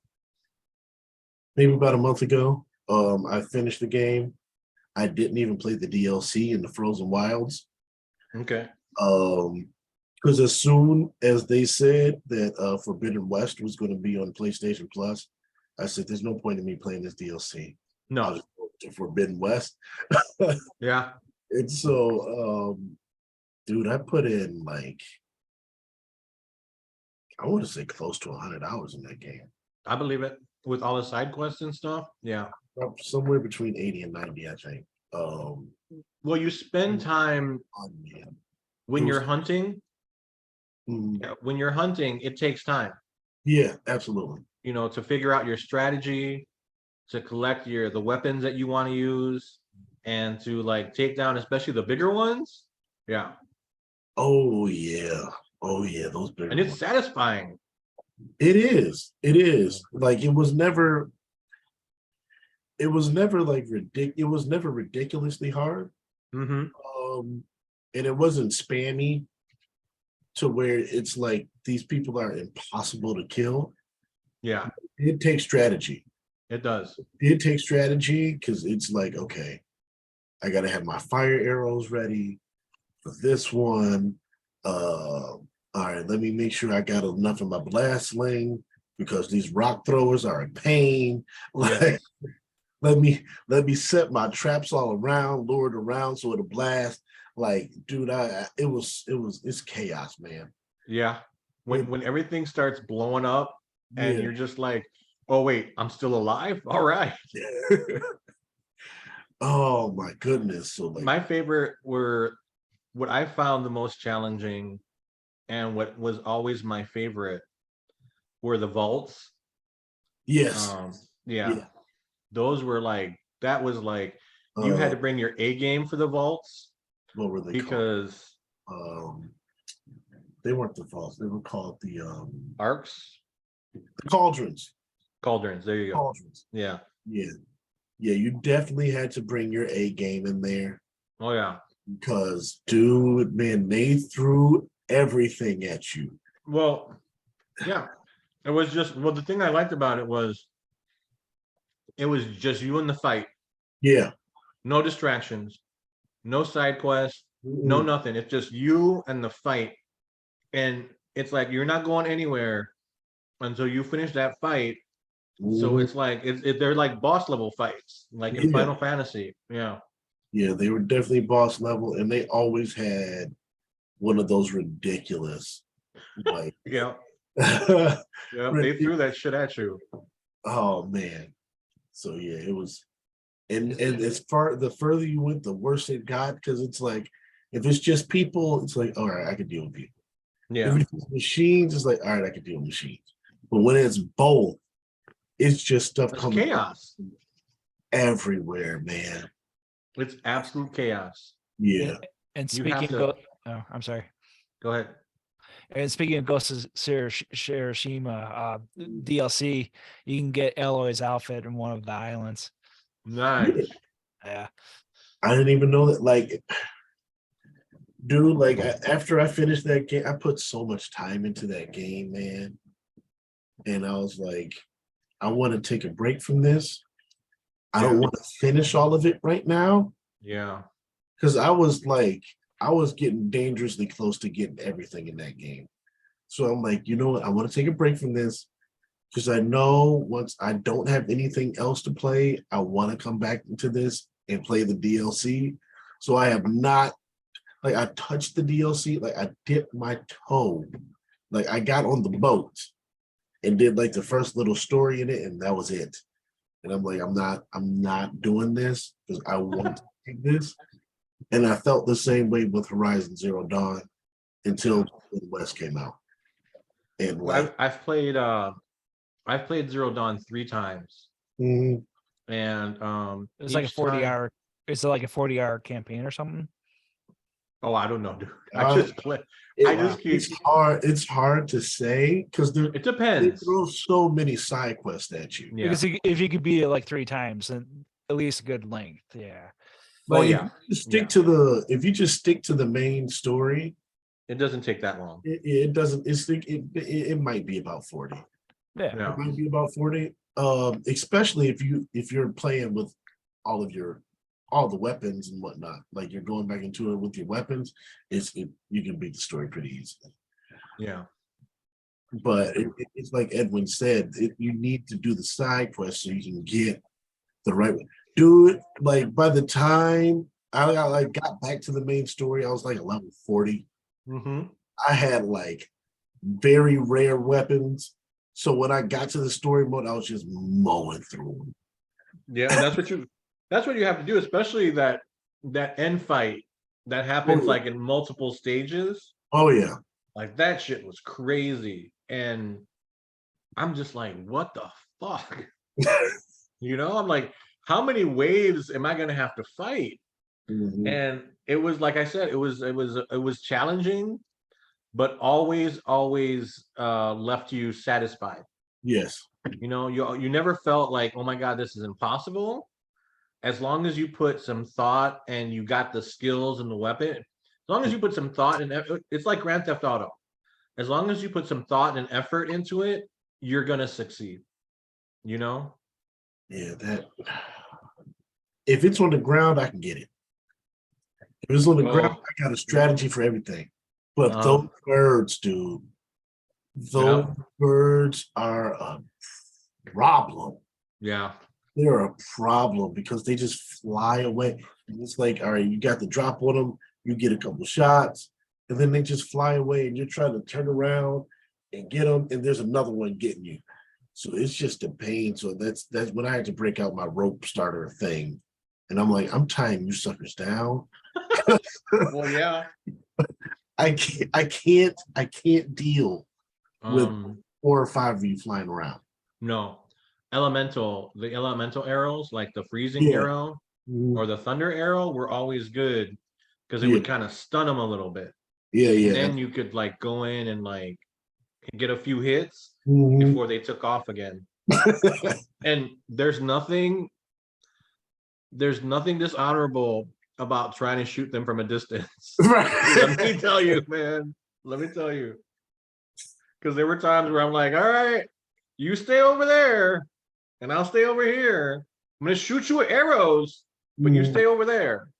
Yeah, there were some moments like that where I just had to like, all right, I gotta do this from a distance because this thing will mow me down. Man, I got to the point because I love the skill tree on there because a lot of the stuff matters. It does. I'm sitting there like, multiple bows. I really don't need that. And then once I got to those birds, I was like, no, give me that. Yeah. All of my skill points on that. I need 3 arrows at a time to fire off at them. Yeah. I need 3 arrows to fire off at them because I can start burning them. And once they start burning, you're in good shape. They're coming down. Yeah. Yeah, they're coming down. So it's just like, I need that. Or those precision arrows, those are so good, man. Those are the best ones in the game. Oh yeah, they dealt so much damage. Yeah. Well, those are like 3 of those suckers together. Yeah. Well, for me, those were like sniper rifle arrow. Like it was like my sniper rifle because those got the best hits, especially for headshots. Oh yeah. Oh shit. Yeah, I got that trophy real fast. So let me ask you something. Did you ever just stop and marvel at how beautiful that game is? Yeah. It's especially in the beginning. It's a gorgeous game, man. Yeah. It's a gorgeous game. The effort that they put into the environment, like the grass. I was just about to say that the grass, the moving as you go, like it's very natural looking. Yeah. Water, it's flowing, everything looks incredible, man. Like I remember I was standing, it had turned to night. They do the day night cycle. Yeah. And I'm standing there in the moonlight and I'm just like thinking to myself, this game's fucking beautiful. Like picturesque in a way that like you feel like you're outside. Like they have the between how natural everything looks and then the sounds that the sound, like I think you can't underestimate the sound on this game. No, sound makes a difference. Mm-hmm. Sound makes a difference. Like you can hear things coming up on you. Yeah. If you're paying attention, like the sway, you can hear all of that. Yeah. Yeah, you can. But not only that, it's like depending on where you're at, because in the forest there weren't that many echoes. Correct. But when you go through like the Grand Canyon looking area, like there's actually like like when she's walking and like rocks start to like she's knocking rocks around, you could actually hear that.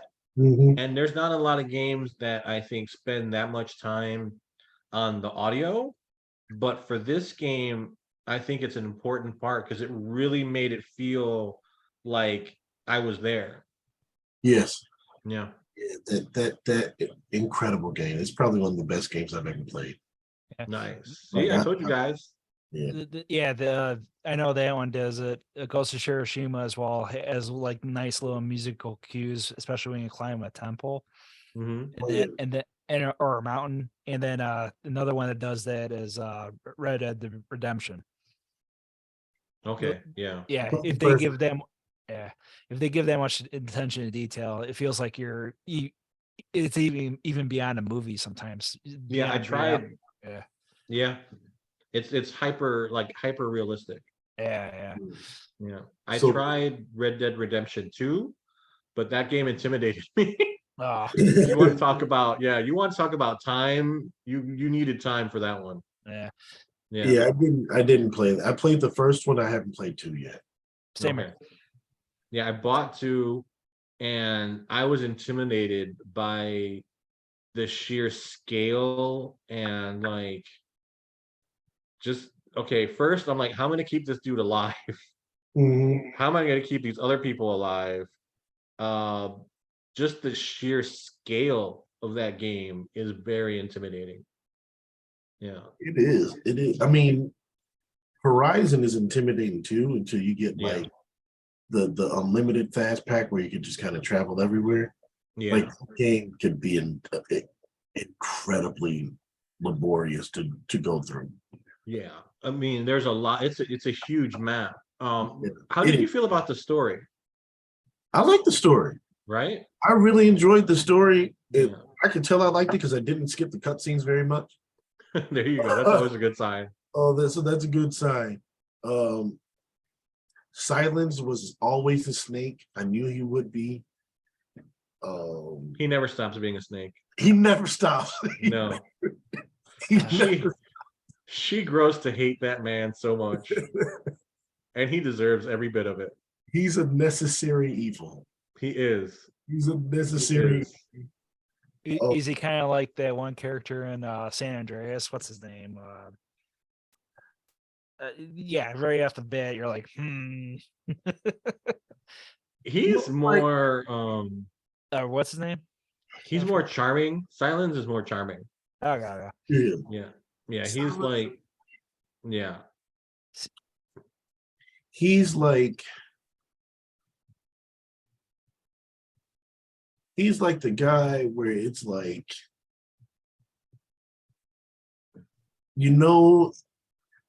he's leading you in the right direction, but he has some selfish motivations, but you don't know what those selfish motivations are.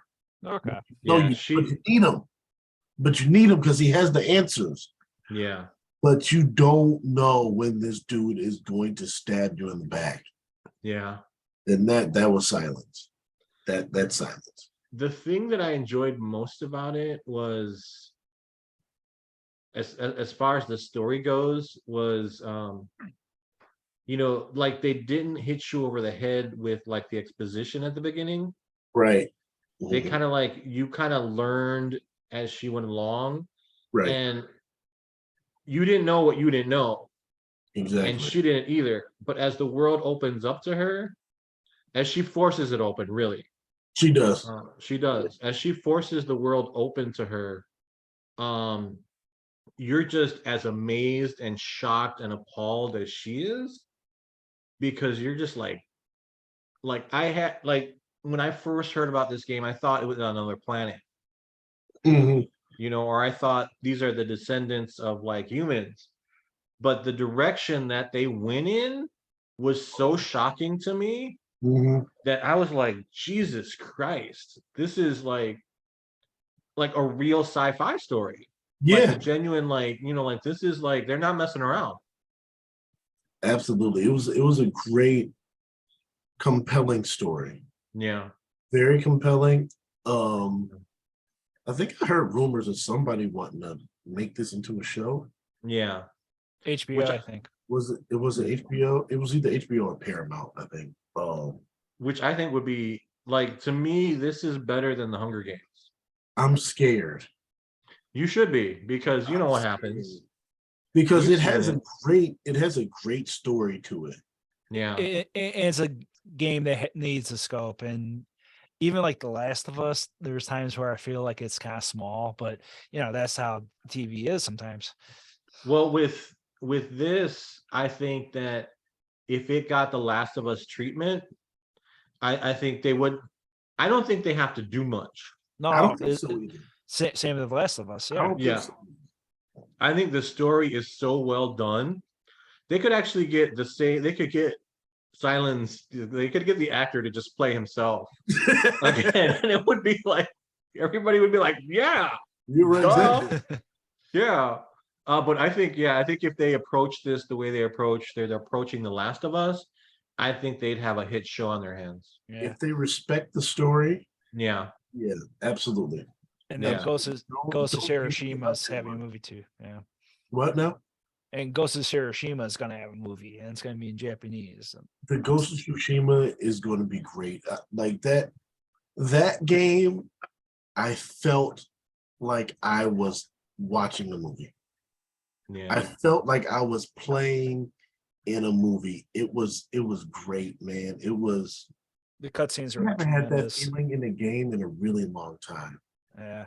Like it felt like playing in a movie. It had plenty of action in it, but the stories were so good and interwoven. You got a lot of Japanese lore in there. It was that game. It was beautiful. It was a gorgeous game. That game really, I really felt immersed in that game. It's a different feeling from Horizon. Mhm. Like Horizon, I was just kind of in awe. Yeah. I was in awe of the story. I was in awe of as you said, the attention to the sound, to the small animated detail, like all of that. I was just in awe of that game. I never felt like Aloy, but I was always rooting for her. Yeah. Like, all right, we can get this done. Yeah. I felt like I was in Ghost of Tsushima. I felt like I was in that game, immersed in it.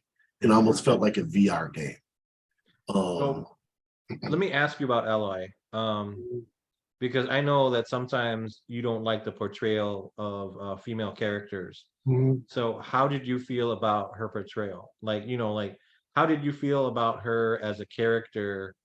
You know, the strong female lead character. Do you think they handled that well? I thought they did a great job with it.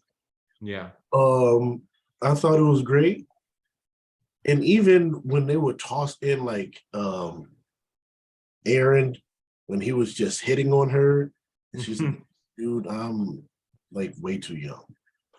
It's just like very uncomfortable. It's just like, this girl's a teenager. Like, well, him as a character, I had problems with. I did too. Yeah, I felt like he was very out of place in the game and in the world of Horizon Zero Dawn. I was like, okay, you know, but it is what it is. Like, He felt out of place. Yeah, he kind of reminded me of Rudius is his dad. Okay. And I'm just like like a go-getter adventurer. yeah, because he's like his sister's the one that's really like the top dog. Yeah. He's just like a drunken bumbling fool. Yeah. Which is kind of like Rudius his dad. Like he had skills as a swordman, but he was just a drunken bumbling fool that like young people, like the alien weird girls. And Aaron was the same sort of way.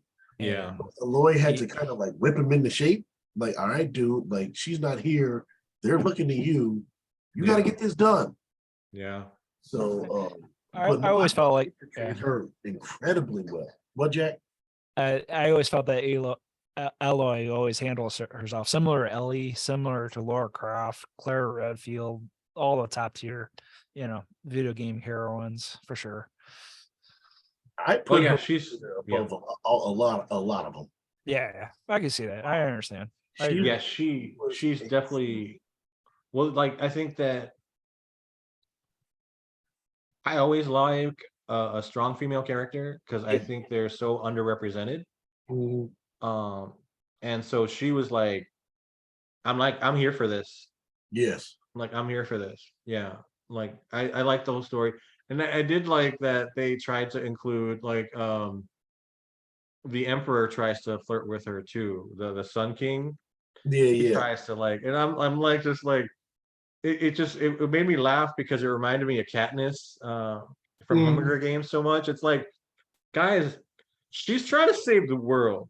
Right. you might want to put that on hold for a few minutes. I know that, but I want to get to know her though. I want to take her out for a nice little dinner, That's how you get to know her. Yeah. It's like, let her save the world and then like maybe, send her some roses as a thank you or something and say, they just kept coming, but like you can see that happening in that world. Yeah. You totally see that happening in that world. Yeah. It was very that she really seemed to kind of have somewhat of a connection to that wasn't like perving over her was Varl. Yeah. Yeah. Yeah. So they seem to have like a real genuine connection. And I know like you kind of because I played like a few minutes of Forbidden West. And I know he starts off like tagging along with her in the first little scenes. So it's good that they maintain that connection, but it was never weird. Yeah. Well, I think because they were closer in age. Yeah. Number one. And number two. And he seemed to kind of like understand the importance of what she was doing. Yeah. And there was more. I think there was more. I think the other two, they've kind of like life has kind of like messed them up in a way. Yeah. So yeah, they're dealing with issues that Varl didn't have. Like Varl had mommy issues, but he kind of dealt with that, and so he moves on.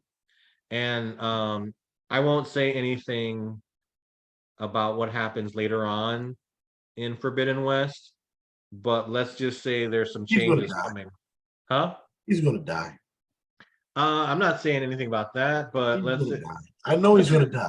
Let's just say that there are other women in his future,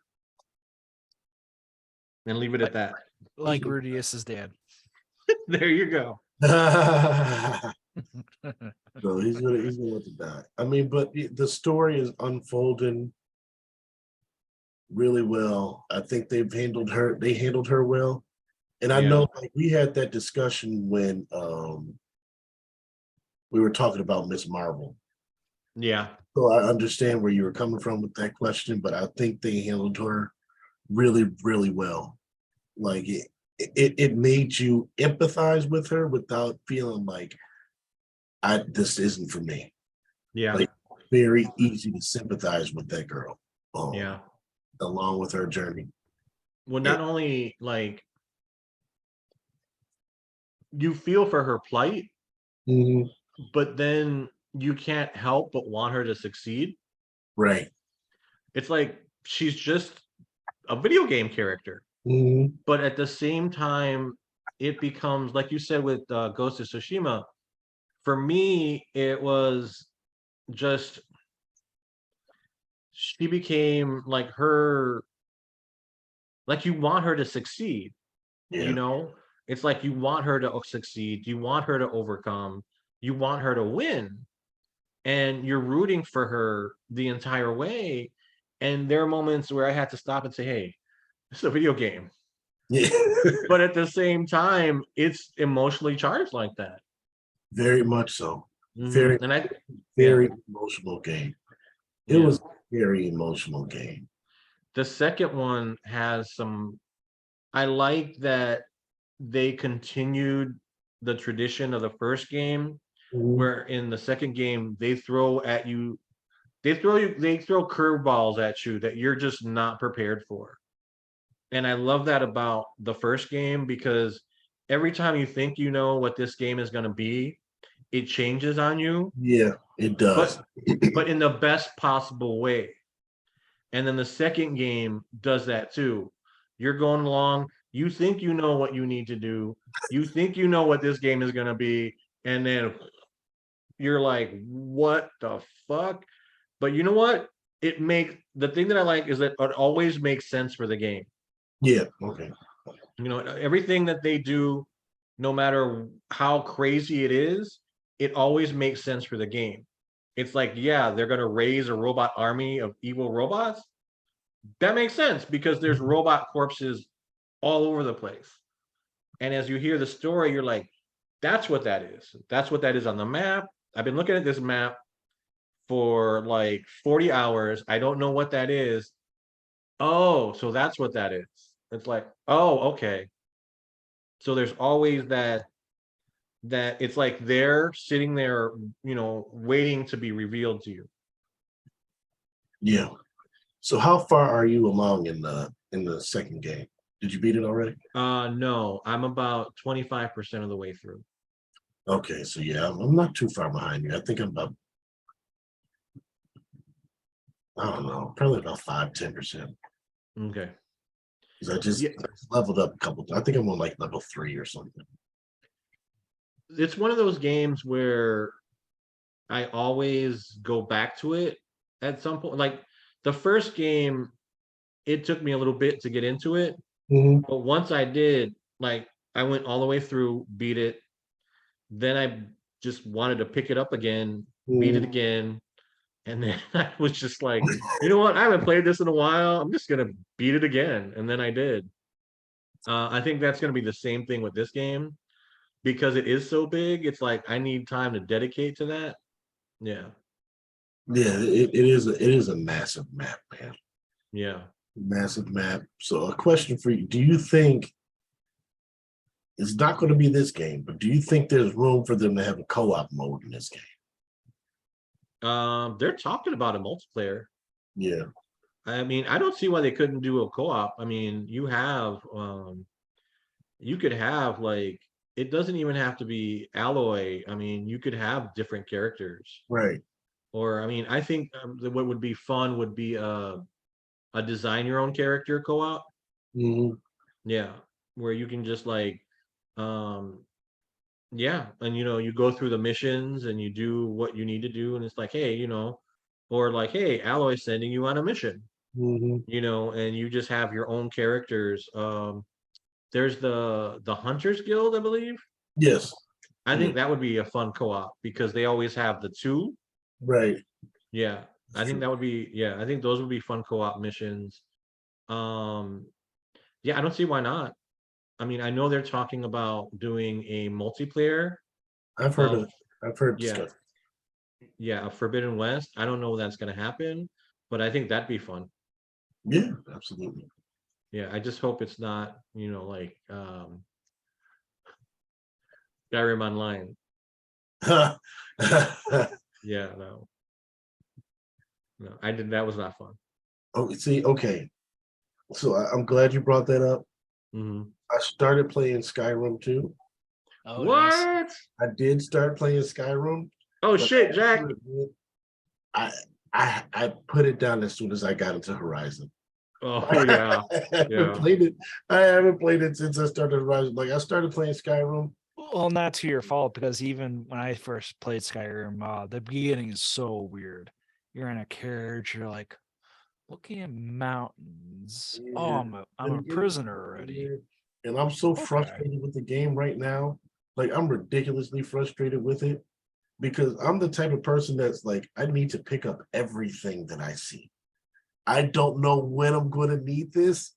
So like I'm walking around and like my speed is at a turtle's pace because I got like 500 items in my backpack.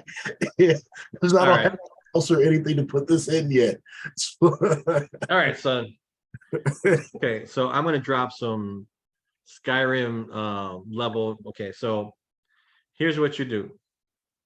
You go get as much as you can.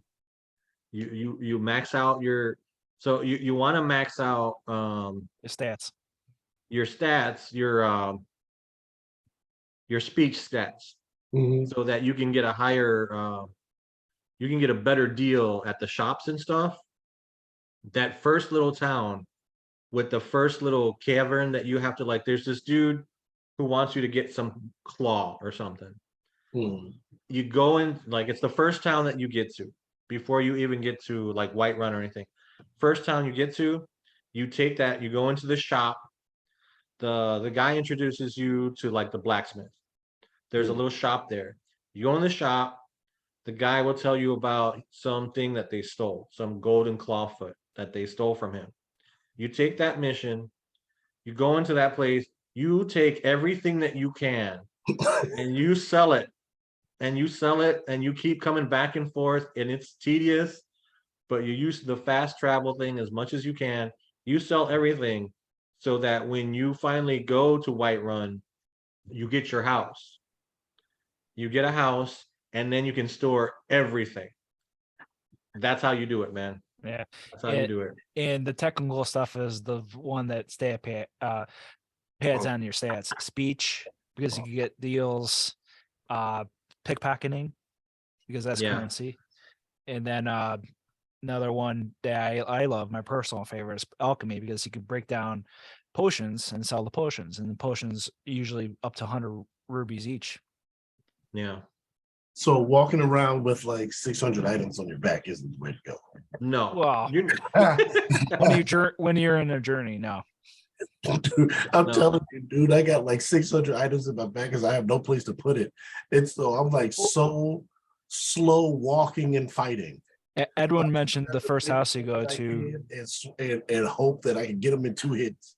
Yeah. Edwin mentioned the first house, and I usually empty out in that first closet there. You just can't be seen while doing it, at least for the beginning, and then eventually get your house. Oh, okay. No, nice. My house, I think it'll be. I think I'll get into it. Like I said, like I was playing that and Horizon like at the same time, and I just got to Horizon, and Skyrim just kind of went to the wayside. But I'm definitely going to get back to it. Yeah, it's man, Skyrim. Nobody's finished it. I think, to me, honestly, if you finish Skyrim, you're playing it wrong. Yeah. you're playing it wrong. That game has about, I want to say, 5 games worth of content. So if you finish it, I can't with you, because it's like that's the most boring mission in the game. The main quest for me, I was like, I didn't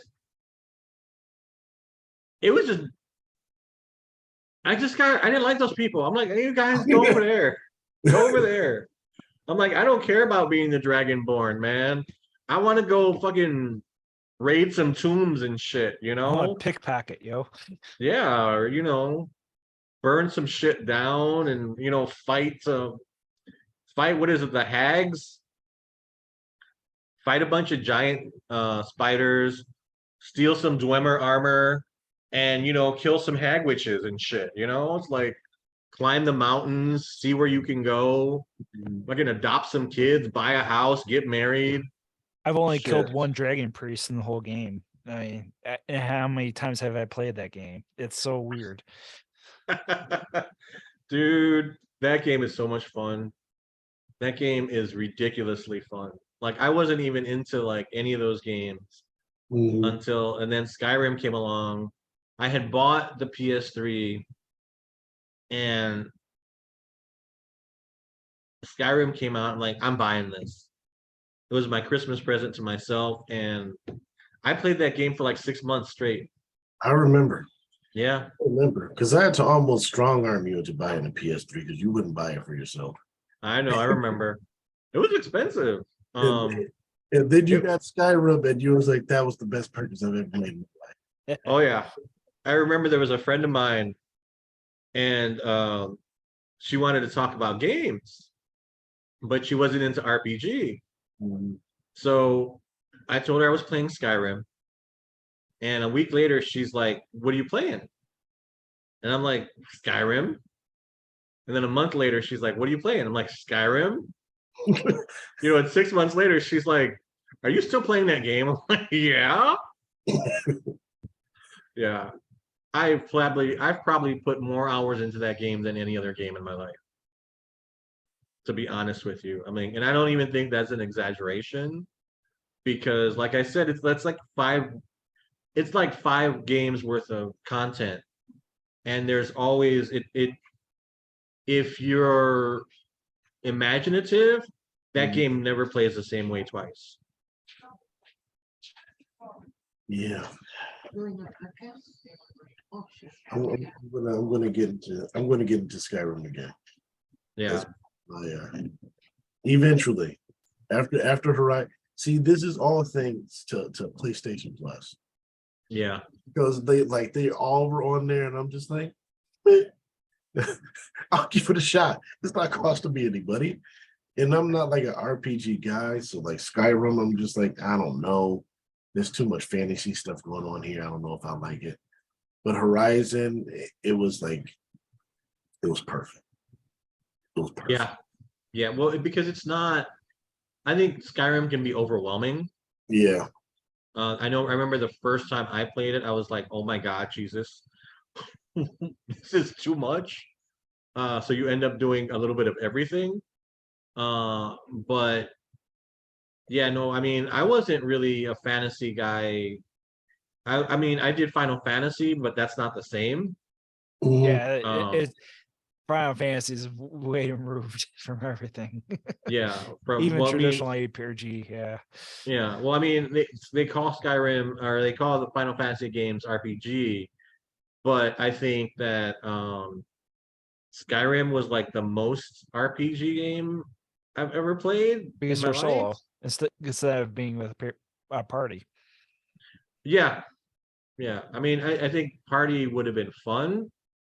Especially I think co-op in Skyrim would be amazing. I think that would be like absolutely fucking amazing to go out into Skyrim with like a group of people and fight stuff. I think Skyrim co-op would be amazing. But I mean, as far as like, I don't know, man. I just had so much fun playing that game.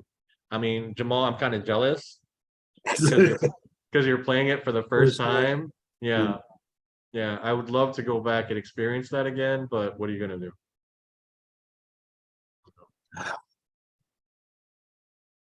We'll see, man. We'll see. What about you, Jack? What do you want to play next? I'm playing the Street Fighter Duel on the phone. I don't know why you asked that. 6 is coming out. When is it coming out this month? No, May. June, and then June. in a couple days before that, Zelda. Or no, not Zelda. No, Zelda. Zelda. Oh yes. Jack is going to be booked up in the summer. Yep. I want. There was something I know. Oh, the follow-up to Jedi Fallen Order is coming out. Yeah, the Kyle Kestis. That's the one I'm looking forward to. That's coming up pretty soon. Yeah, it was Hogwarts Legacy, that second Star Wars game, and then I think later on this year, isn't it the second Spider-Man game? It's supposed to come out this year. Yeah, those are the ones. Yeah, so the Star Wars game and then the Spider-Man game are the two that I'm most looking forward to. My guess is it's probably going to come out sometime around The holidays. Yeah, I'm thinking Q4. Yeah. Yeah. Yeah, I mean, I think it'd be a perfect holiday game. Oh yeah, absolutely. That's another one that I would put a lot of hours into. I already know it. Yeah. Spider-Man games have always been consistently good. Yeah, I can't think of a bad one. Back to like the 64. Yeah, I can't think of I can't think of a bad Spider-Man game. Yeah. You ever I played really the can't. Carnage, like the beat 'em up? No, I don't think I played that one. I think No? I played Carnage. Okay. That was my first Spider-Man. My first one, I think, was the one. There was one on the PS2. Mhm. I think that was like that game was crazy. That at some point, Dr. Octopus joins with Carnage, Mhm. and you have to fight him in this underwater laboratory. I remember that. You remember I that? remember that. Yeah, I that remember. was fun. I remember that. Like that was terrifying, but that was fun. I picture it in my head as soon as you say it. Yeah, I remember that one. that was a lot of fun. It was Yeah, fun. I remember it was ridiculous too. It was. It It was. That Yeah, was a tough battle. Yeah. Well, That getting stretch- out of there was like getting out of there for me was like one of the hardest things I've ever done in a video game. Mhm. Yeah. that stretch with even with Xbox, PlayStation 2, GameCube, Mhm. like that encompass with Spider-Man games, and then PlayStation 3. I'm not sure Wii U ever had a Spider-Man game, but pretty much the No, other because ones. at some point, Sony once Sony got the license to Spider-Man, nobody else could. Yeah. There you go. There you Yeah. go. Yeah. It was all on the Sony platforms. If you guys can, you know what, the Ultimate Spider-Man game was really good too. Yeah, I remember that one too. Yeah, I loved playing as Venom in that one. Yeah, Yeah, I thought that was a neat, like change up Mhm. to the other Spider-Man games. Yeah, yeah, that was a lot of fun. I mean, yeah, they've all. I mean, I can't really think of a bad one. Me neither. Let's hope it stays that way. I hope. Fingers crossed. I mean, they're 2 for 2 already for me. So Yeah, with Miles Morales, Spider-Man, and Miles Morales. yeah, Yeah, Yeah. I doing really have well. questions about their choices with Mary Jane, but what are you gonna do? And then Spider-Verse is around the middle of May, June as well. Spider-Verse is coming. Oh, it's coming that early? Yep. Oh, okay. Okay. Yeah, I'll be seeing that one in the movies. I've lost track of. I used to be so on top of like what movies and things were coming out, and like I'm just like, no. Stuff sneaks up on me. Yeah. Just like when I was like, oh, the Demon Slayer movie's out this weekend. Yep. I thought it was last weekend. No, it's technically today. It comes out on the 3rd. So Okay. Yeah, that's tomorrow, isn't it? yeah. Today, Yes. tomorrow. Oh well, today. That's midnight until today. So. Yeah. Well, I'm tired, guys. Yeah. Yeah. Yeah, then that's something that's going to be crazy. All right, Jack, I have a surprise catch up for you as well. Oh, Jack. My surprise catch up for you, and this is the one I said I was going to recommend to Ernie. My surprise catch up is Psychopass. Oh. Psychopass. Ooh. Speaking of movies, they're supposed to hit, or I think they released a movie not too long ago. All right. Let me tell you about my journey with psychopass. This will be interesting. Before I start on this journey, I just want to say that this is going to dive into our gripes with streaming again. And so, announcement, we do not have a panel for C2E2, but we are on the wait list for a panel for C2E2. So you all used your power of like social media and send messages to like C2E2 or whoever, Or Mr. Congress. whatever, and let them know that you want us in our panel at C2E2. So anyways, this is my journey with Psychopass. Not on Netflix, cool. So season 1 is on Hulu. Season 1 and 2 and one of the movies is on Crunchyroll. Season 3, I had to go over to Prime Video for. So, like, it's been 3 different streaming services for the same darn show. And none of them have just all 3. It's all like this one got this one has this one. It's frustrating as heck. Yeah. Very frustrating. And what's Mhm. weird is that I think I remember watching season 3 on Crunchyroll initially. It ain't on there now. Nope. It's all about the deals that the studios make. Yeah. Because the studios develop, it's a pipeline, but you have to wait until this is created. And like with the manga, it's like, all right, you get a studio gets a deal for the first, like 6 issues of the manga, and then you have to create more content. And by that time that content is created, then the studio's like, well, we're doing other stuff right now. We're not going to be able to do that for 6 years. Mm-hmm. And they're like, we got our schedule planned out. And then you're like, oh shit. So another studio comes in, they pick it up, they do something with it. Then, that studio might disappear.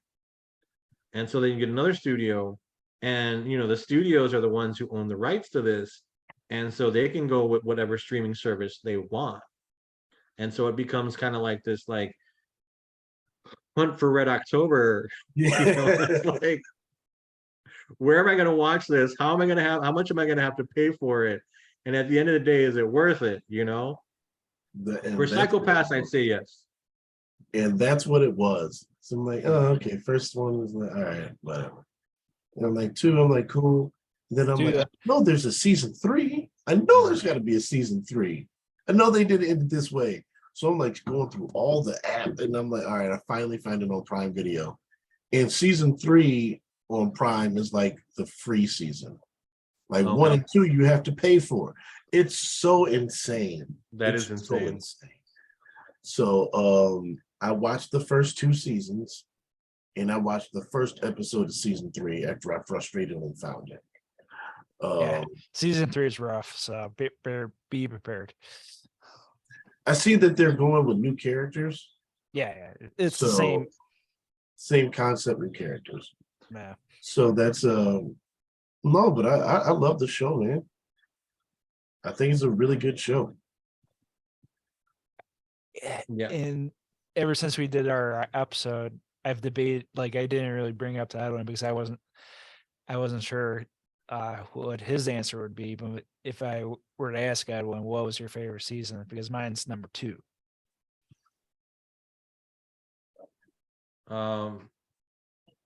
It's still the first one. Okay. For me. Yeah. That's where I got hooked onto it. And yeah. And if you had to choose, Jamaal, which one would it be?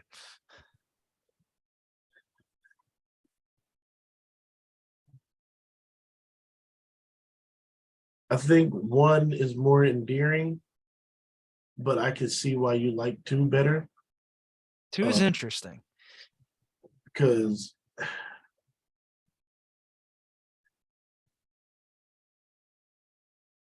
in some ways, 2 was like a full circle moment and in other ways it was like a retread. Yeah. I thought I did not like the villain in 2. The whole thing of I was a kid and the plane crash and I have all these people in me and I just didn't. He just seemed whiny to me. I didn't care for him. The first season had better villain. First season had a better villain, and because he made you question. He made them question the system. Yeah. And he was just like, no, hey, look, man, I know I'm bad. Kill me. Yeah. But this Dominator ain't gonna work. You're gonna have to use this real gun to put me down for real. Yeah. So, but by doing that, it reminded me, and Jack is gonna hate this because he hates the show, but it reminded me so much of Lacora's Recoil. I don't hate that show. I know, but it's fun to troll you. Well, the villain, Lacora's Recoil. Yeah. It reminded me so much of Lacora's Recoil because it was the same thing with Chisato. Yeah. Because she wouldn't kill. And he's like, just kill me. Yeah. All of your problems will be solved if you just kill me. Yeah. And she's just like, no, I got to find another way. And you see the same thing. I saw the same thing in Psychopass where she's like, no, I can't. I know that this system is broken, but I cannot just cold-blooded kill you. We have to have some sort of justice. Yeah. So I really enjoyed that. It's technically a perfected society, but there's always going to be loopholes. The rich are always going to be rich. It's just the ongoing cycle. Even though when things are settled, when things are figured out. Well, I think that I think what it's saying is that you think that the system keeps you safe, that the system, that everything is under control. But then you have these guys who come in and say, that's just an illusion. That's an illusion of safety. That's an illusion of control. It only exists because you're all cooperating. They've convinced you to cooperate within this system. But like, what happens when you get somebody who it doesn't work on? The system just doesn't have, the system's not set up to deal with the guys like from Psychopass or Lacora's Recoil. Because they don't behave in the same ways that everybody else does. And that's what the system is designed to control. They're designed to control things that happen within the things that the system can anticipate, or like the system is designed for certain because you have humans act in a certain way. Right. You have certain desires and certain drives, and if you can control those, then you can control society and you can keep the peace. But if you get somebody that comes in and says, no, I'm not going to operate within the system. I'm different. I'm broken in some way. And I want to show you that this system doesn't really work. That really it's just one moment away from chaos. Mm-hmm. Yeah. Yeah. And that was compelling me. Yeah, it's like the second Batman movie with oh my God, what's his name? I'm tired. The kid who played the Joker. Oh, you mean in the animated movies, right? No. The guy who you Joker? Oh yeah, the guy. No. Heath Ledger. Heath Ledger. Okay. Yeah, it's his Batman his Joker kind of presents the same thing. Yeah. Like, will a system, if the people of Gotham are presented with a certain choice, the Joker assumed that they would make the choice to, they would make a choice based on their own instincts and their own survival from his viewpoint. that system proved him wrong. It proved that people are, basically decent. Where in Psychopass, it's kind of like, are people basically decent? You throw them a few curveballs and maybe they're not. Yeah, even when people are having a really bad day, one little mistake. Well, he gives changes them everything. the ability to do bad things without consequence. That's the thing. Wow. And he sees that they're willing to do that. If you take it, and it's kind of like a perfect metaphor for the internet. Oh, yeah. Yeah. Like, what horrible shit will people do if you give them the ability to do it without consequence? Westworld does that. Yeah. I haven't watched Westworld, but I've heard it's good. I was recommended Westworld, and I was told, like, definitely watch the first season. You don't need to see anything after that. Apparently, HBO agrees because they canceled that sucker. Yeah. But the first season was good. Yeah, people were saying that the writers kind of went batshit crazy on that. Yeah. It was without consequences too. Yeah. There you go. See, when you don't have when the writers don't have consequences, things go bad. Oh yeah. And they gave him leverage because that show got like I think it got 4 seasons. I think it got 4. As a matter of fact, I think it got 5, but I don't think they're releasing the film. No. For Westworld. Okay. Yeah, I lost track of how many seasons it had. I mean, it was on HBO. I originally thought it was 3. Yeah. Yeah. I think they did 4. I think they did. Okay. It had a pretty good cast. Good cast. Yeah. It was a good show. Look, HBO, they're usually pretty reliable. Except for Velma. I knew this was coming. For research purposes. You guys should actually, my godson spent some time, he spent a weekend with my cousin, and my cousin had him watch a few episodes of Velma, and he was actually really upset with the show. And he's like, I don't understand. He essentially said to me, because I haven't watched this, but he essentially said to me, it's like, I don't understand what the hell they were trying to do. Yeah, he's like, well, he told me, he's like Velma's a bitch. He's like, she is unrepentantly like an ass to most people, and they still like interact with her. And he's like, I don't understand. Like, he said, he called Shaggy a simp. And I think in that video Jackson does, they called him a simp too. I think he calls himself a simp. I think so. In the show. And I'm just like, wow. Just like, wow. I don't even know. Like, yeah.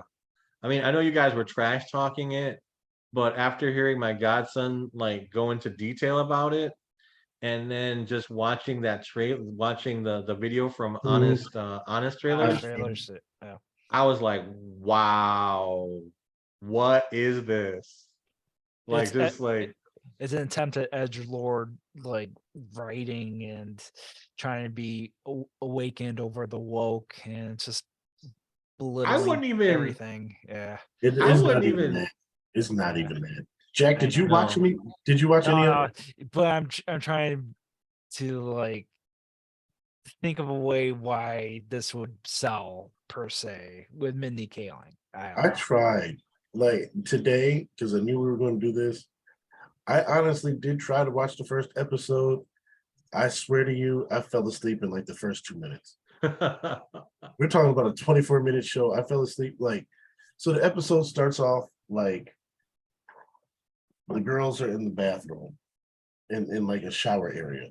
And it's Daphne and some other like random side characters.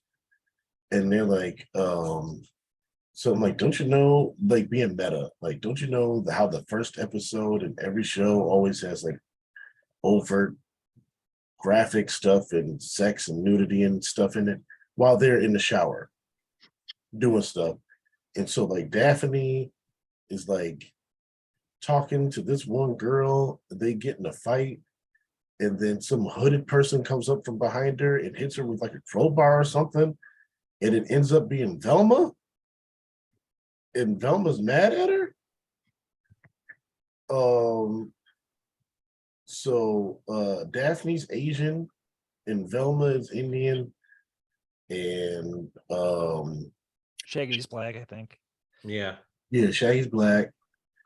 So then Velma opens up her locker, and one of the girls that were like one of the whatever, the cheerleader hot girls, whatever, she ends up falling out of the locker and she's dead.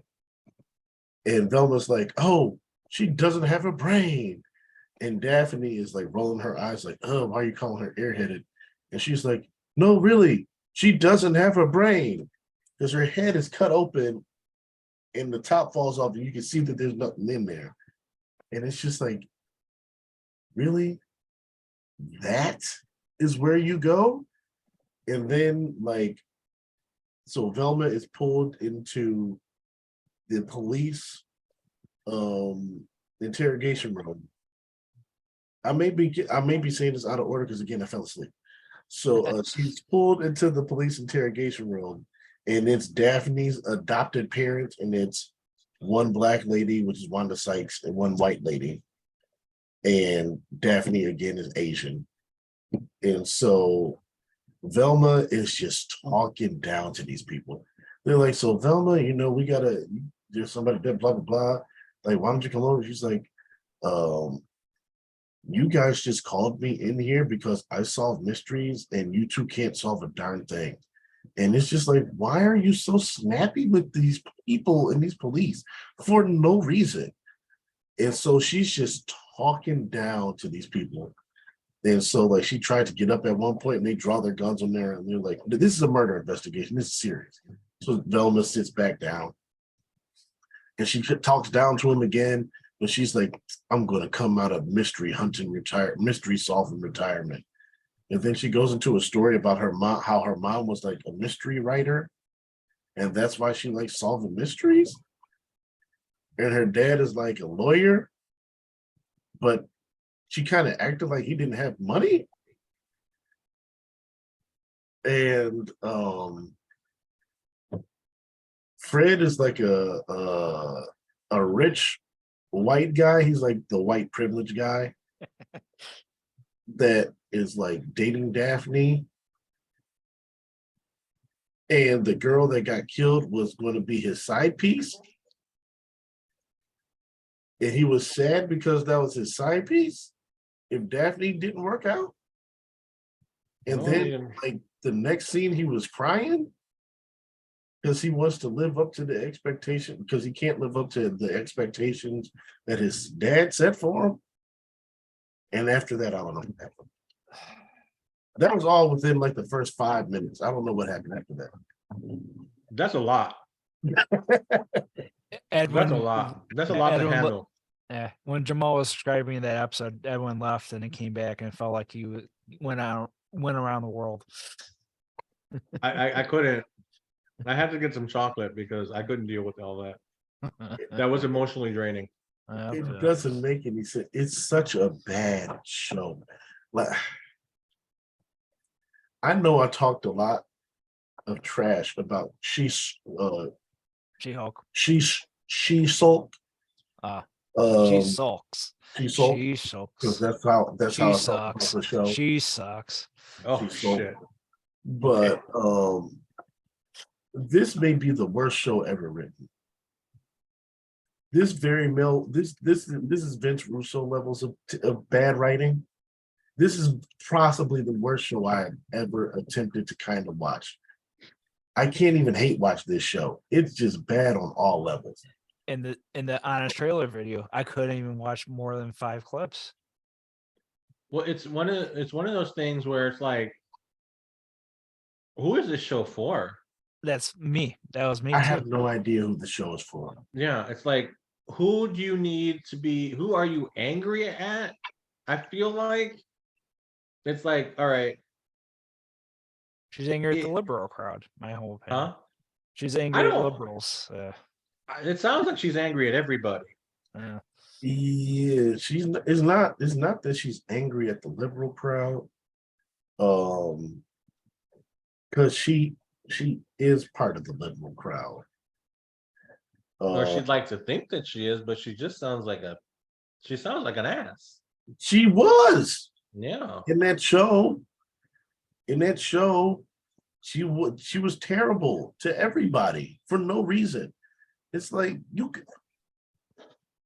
could make a show built around Velma, a retelling of Scooby Doo. I could see a world where that can work. Yeah. This ain't it. This is not it. This is really bad. This is really, really bad. Yeah. I don't understand how this made it. For all of the things that HBO has canceled, and I could run down a laundry list of stuff. Velma gets renewed for a second season. I don't understand it. Now, is this just the show that everybody watched to hate? Like, I did don't everybody know. just hate watch this show, or I don't know. Are Who we watches thinking- the show? I mean, because I'm not thinking. Honestly, I don't think this is a show for. It's definitely not a show for me as a Gen Xer. Because for me, like they've taken my shows and turned them into things that I don't even recognize anymore. Mhm. And that's fine. I know that's like with the Ninja Turtles. I know they want to change it for each generation. That's okay. Mhm. But I don't think this show is for millennials or zillennials either, because I don't think they're that angry. I don't think they're that I don't think they feel the need to introduce characters just to introduce this diversity of characters just to shit all over them. Mhm. I don't think anybody wants that. I don't think so either. And it seems like that's what this show does.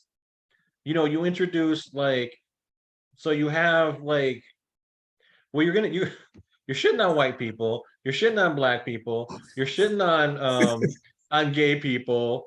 It's like, who does this show not take a dump on?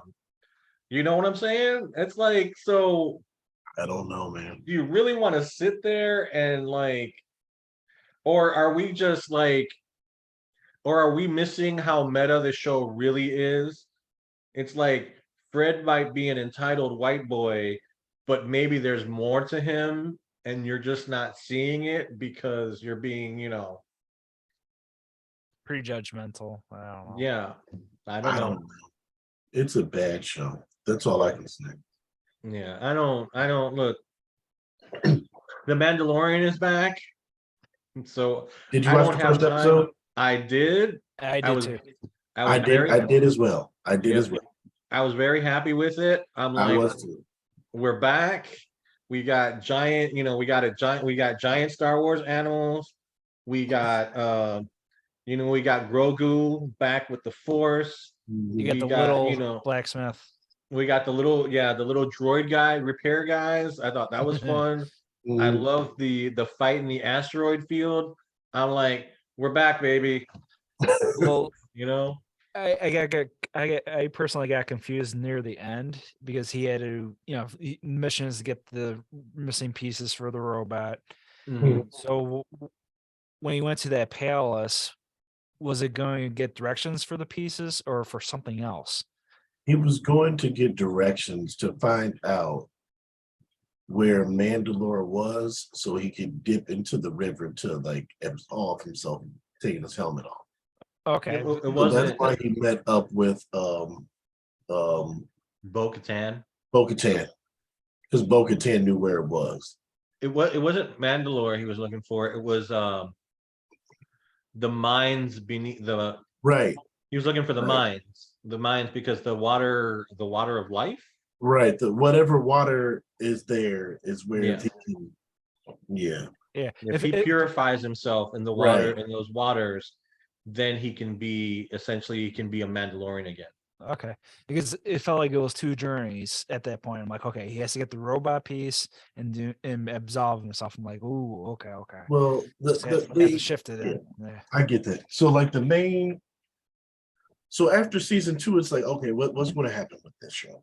Yeah, that So too. That too. so they didn't waste time, and so they set up that his journey this season is going to be to find that water to absolve himself, so he can continue on with the way of the Mandalorian. Mm-hmm. So it's like, okay, we got this. I know what his journey is this season. This makes perfect sense. I'm fine with that. So you got that, but he says they tell him that you're going into enemy territory essentially, because what's his name? Was it Drago? Was it Carl Weathers? What's his character's name? Oh, I forgot. Carl Weathers. He's he has a name, but I can't remember it. he just has his own droids like carrying his Cal name. Drago or something like that. Creative. I feel bad.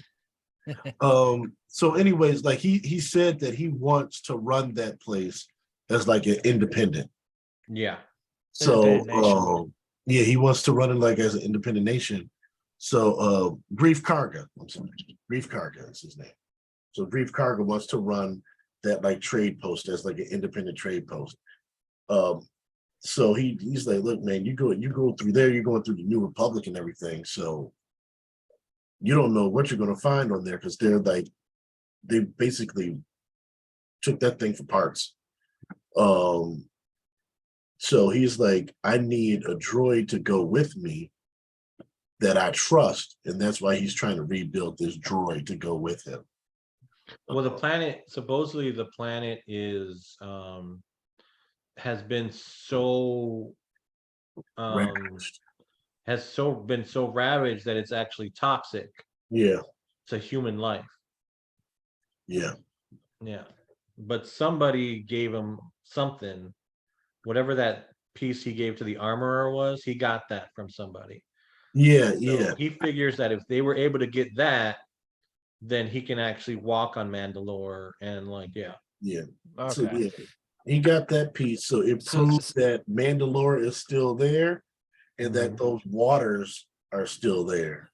So he's like, look, if I go there, I cleanse myself in those waters, I bring you another piece of this back that'll prove that I went there, and I can be absolved. And she's like, yeah, cool, whatever. But I like this because it reminds me of Horizon Zero Dawn a little bit, because his journeys never end where he thinks they're going to end. No. Yeah. But he's really taking on like a more he's really taking the Grogu now. So now he's like really teaching him. Yeah. So there's a different, the dynamic between those two is different. Yeah. So I like that. You could tell right off the bat that they were definitely like, this was a closer relationship. Yeah. Yeah, it's more like father and son now. Mm-hmm. Absolutely. Yeah. Because even Grief Karga's like, I thought your mission was over. Why is he still here? Yeah. He's like, why are you still walking around with his kid? He just wants to steal some food with his force magic. Just let him be. Well, I'm really there's two things that I'm thinking about as I'm watching this. I'm like, well, first it's like I heard that Christopher Lloyd is going to be on there. He played Doc Brown on Back to the Future. Right. And so I'm like really excited to see what he plays. And number two, I'm really curious to see what Grogu is going to try to eat this season. Because it's like, it's going to be crazy. He's always trying to eat something. Yeah. Maybe something with lava. Yeah. Something, man. I'm really curious. It was funny when he was hugging the droid repair guys, engineer people, and he's like, "Those aren't pets, Grogu. Let it go." The little thing is just like screaming for his life. Well, can you imagine? Grogu finally found something smaller than him that's moving around. So he's like, "Oh, mine!" Yeah.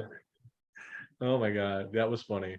Yeah, he's definitely I was talking to somebody today, and we were both like, he seems cuter Mm-hmm. than he was before. So that's an interesting choice. It's like, all right, are you guys trying to, um, what are they going for? But he definitely seemed more, like I know he's a practical effect, but he Mm-hmm. seemed livelier. Yeah, a little bit. He did. Yeah. I mean, but they've been dealing with it for a little while, so I'm sure they've made him. Yeah, even that scene where the robot gets possessed, the cute little exchange where Mando throws the ball, throws a gurgle to the. Rose with the brief cargo. Yeah, it Yeah. actually looked like a doll. If you look at it really closely, it's like Carl Weathers catching a gurgle doll. Mm-hmm. Well, that's essentially what was happening. Right. Imagine Yeah. Creed grabbing a baby Yoda while he's facing Rocky. So fun. I mean, but that's that's the thing about the Mandalorian, man. And we had this discussion when we were like talking about Andor and how Andor might be like the best of the Star Wars series, but the Mandalorian just has that wider appeal. Just because of the Grogu thing, it has a wider mainstream appeal because Well, it allows more people to just come in and be like, oh, okay. If you just want to watch the show for Grogu, they give you enough. yeah. It's just like, oh, okay, like I don't care about the rest of this, but he's so cute, and I want to see what he eats, and I want to see these different things, and it's just like you could watch the show just for that and be just as entertained. To be honest, season 2, you can even end it there. I think that's a perfect ending, in my own opinion. I was having a conversation with somebody because we knew this was coming up, and we had talked about how much the three of us liked Andor, and she wasn't on the same page. She was a lot more excited for the Mandalorian, and the point that I made was that the Mandalorian is more like classic Star Wars, Yeah, where it's fun, but at the end of the day, nobody, Grogu and Mando. the Mando, they're not gonna Din die. Djarin. Yeah, Din Djarin, they're not gonna die. Right. This is the fun Star Wars. This is the Star Wars like the originals. Mm. This is the fun one where I think Star Wars needed Andor to give it kind of like that, like I don't know who's gonna die. Mm. In Andor, it's like the stakes are like so much higher. You don't know who's gonna die. You don't know what's gonna happen, and it adds that sense of like danger and that sense of like, and we know what happens to Andor anyway. Anyway, Right. yeah. But it gives you that sense of like literally anything could happen, and it's kind of like chaos. Mm. And you have those two different tones, and I think that Andor fits more with more modern storytelling, because it's more like Game of Thrones. It's like you don't know what's going to happen, and the characters you like, may not survive. Yeah, I mean, it's like you said, like you hear all the time about how terrible the Empire is and everything, but Andor really put into perspective how Yeah. dangerous they can be. You don't really see that in the Mandalorian, No. but you see that with Andor for sure. Yeah. I prefer Andor myself, even though Andor just has it has more action, more even more drama. Like it even has a lot of more things you want in a Star Wars film, whereas Andor is the strip down. It's the ethos of Star Wars, the war aspect, the rebellion aspect of it. Why are we fighting these wars? Because of this. Well, I think that Andor is a more serious take Yeah. on Star Wars, and the Mandalorian is more it's fun. It's fun. They made, the Mandalorian made Star Wars fun again, because The Force Awakens sure didn't. The new Yeah. sequels in general, like yeah. Rian Johnson's head would explode if you would have seen the first episode of Andor, or even like have stupid Well, see, scenes in the that's the casino. thing. Yeah, That's the thing. I think that's what Rian Johnson wanted his movie to be. yeah, He wanted his movie to be a more complex examination of the Star Wars universe, and he failed. He failed horribly because his only dynamic was he didn't create characters that were like multifaceted or like deep in any way. You have your heroes will sacrifice. That's literally it. Your heroes will sacrifice themselves for others. That was how he made Star Wars characters deeper. And on the flip side is like villains will betray you. If they're a villain, they'll betray you. If they're a hero, they'll sacrifice for you. That was his like, I'm gonna make Star Wars more complicated. Then Andor came in and just like threw a mind grenade in that shit where it was like, fuck you, Rian Johnson. This is how you make a more emotionally complicated Star Wars. yeah. This From is how better you tell directors. stories. Well, this is how you tell stories about people who are really sacrificing everything for the cause. Like there's that speech that the art dealer gives. I can't remember anybody's name right now. Sarsgaard. Yeah, Sarsgaard. Yeah. There's the speech. We'll get to our Andor review. Part two. He the speech that he gives is like one of the most powerful speeches in Star Wars. The guy's like, well, what have you sacrificed? And he's like, dude, I've sacrificed everything. Right. Like he's like, I won't have a family. I won't have kids. I won't even get to see the end of this. I'm giving up literally everything that I am and everything that I have, including essentially he's telling you that he's giving up his soul, because he's doing things that his enemy would do in order to beat them, in order to give people in the future freedom and hope. And I thought that was like that's I think what Rian Johnson was going for in whatever that movie was called. Yeah. You keep on forgetting the names of the movies? I'm forgetting the name of everything right now, Jack. I remember it was Force Awakens, Last Jedi. Last Jedi. So that's what he was going for in Last Jedi. I think. Yeah. That's what he was going for in Last Jedi, and he didn't manage to do it. I think Andor managed to do it. That's the thing. And Andor managed to bring what Rian Johnson was trying to do to life. But I don't think that without the Mandalorian breathing new life into Star Wars, we never would have gotten Andor or Obi-Wan. No. Yeah, I agree. At least it was like pulling teeth to get you to watch The Mandalorian. I had to almost like force you to sit down and be like, Edwin, you're watching this with me. To get you to watch it because you were so jilted by the movies.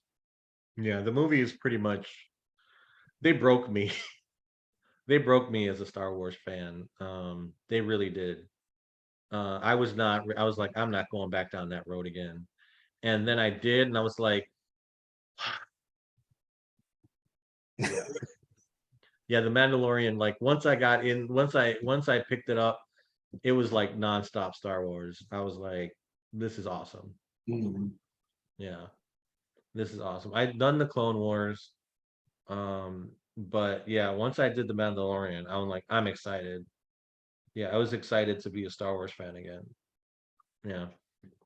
And that's saying a lot, man. Yeah. That is saying a lot. Yeah, don't get me started on my Force Awakens rant. Okay. No. I don't want to go there again. Rise of Skywalker rant though. That's a must. At least for me. We could save it for another time for sure. Oh yeah. Yeah. Let's just Well, what I feel so bad about is that I think that if they had just let J.J. Abrams tell his story the way he wanted to, I think that they would have. I don't think they would have been great movies, but I think like now I can watch The Force Awakens without being angry at it. Mhm. And I think if they had left if they had let JJ Abrams do what he wanted to do, I think at the end of the day, you would have had something that you could go back and that was fun to watch. It might not have been, it wouldn't have been as good for me as the original Star Wars or even the Revenge of the Sith, which is my favorite of the prequels. But I think you would have had something that people could go back and watch and say, hey, this was fun. I liked it. It didn't bother me so much. But then they threw Rain Johnson in there, and it was just like, I don't know, because then you get like J.J. Abrams' visions kind of like smashed into one movie, and it's like, all right, what do you do with that? What do you even do with that? It's like I can't watch that. Do I just like skip? Do I skip The Last Jedi because it might be better that way? And then Harrison Ford just gave up on Star Wars altogether. Oh, he's day one gave up. Don't get me started on my hate for Harrison Ford because I'm like, nah, dude. You know what, man? Just like, come on. If he hadn't done Star Wars, I don't think he would have gotten Indiana Jones. I No, think that man. I don't think he would have gotten Blade Runner. That man owes his career to Star Wars and the Star Wars fans. And Star Wars fans might be a little bit crazy, but you know what? Deal with it. William Shatner learned how to do it. Mhm. William Shatner thought that all the Star Wars fans were crazy nuts. And then he realized that he appreciated them. He appreciated the attention. He appreciated, like it reinvigorated him as Mhm. an actor. And so he learned to like, all right, cool. And then he was fine with it. But Harrison Ford, man, it's like I don't think he ever understood Star Wars, and I don't think, yeah, I'm like, whatever.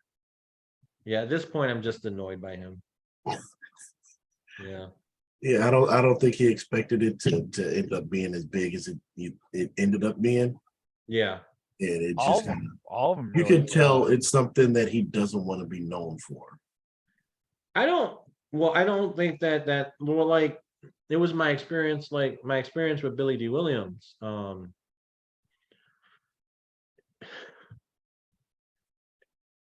I mean, that was hard, because the picture that I picked was because I wanted, for me, Billy D was he was always going to be Lando, Hmm. no matter what. For me, he was always like he did a bunch of other stuff.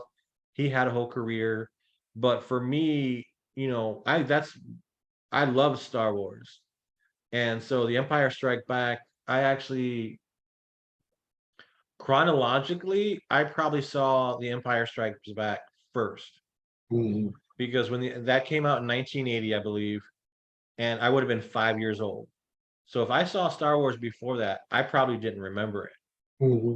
So formatively, it would have been Empire where I had my first memories. Because back then they had the way they did it, we didn't have video cassettes and it took forever for things to Right. get to television. Hmm. So what happened is that these things were always in the theater. Like they were always in the movies. They would just show them again and again because that's literally the only way you could see them was going to the movies. So I probably saw Empire first. So I'm at a convention, I'm at Wizard World. This was like, I don't know, like maybe like 10, 15, it's got to be like 10 years ago, I think. Hmm. And Billy D. Williams is there. And I picked out the picture of him and Harrison Ford, standing in front of the Millennium Falcon in Cloud City. And so I'm in line and I go up to him. And my question, the thing that I like to like ask actors is like, what are they working on? Hmm. Because it gives them a chance to talk about themselves. I get to know what they're working on, and if they're passionate about it, they want to promote it. Right. And so I put the picture in front of him, and he starts to sign it. And so I'm like, "What are you working on?" And he just stops, and he's looking at that picture, and he signs it, and then he just pushes it toward me. He's like, "This."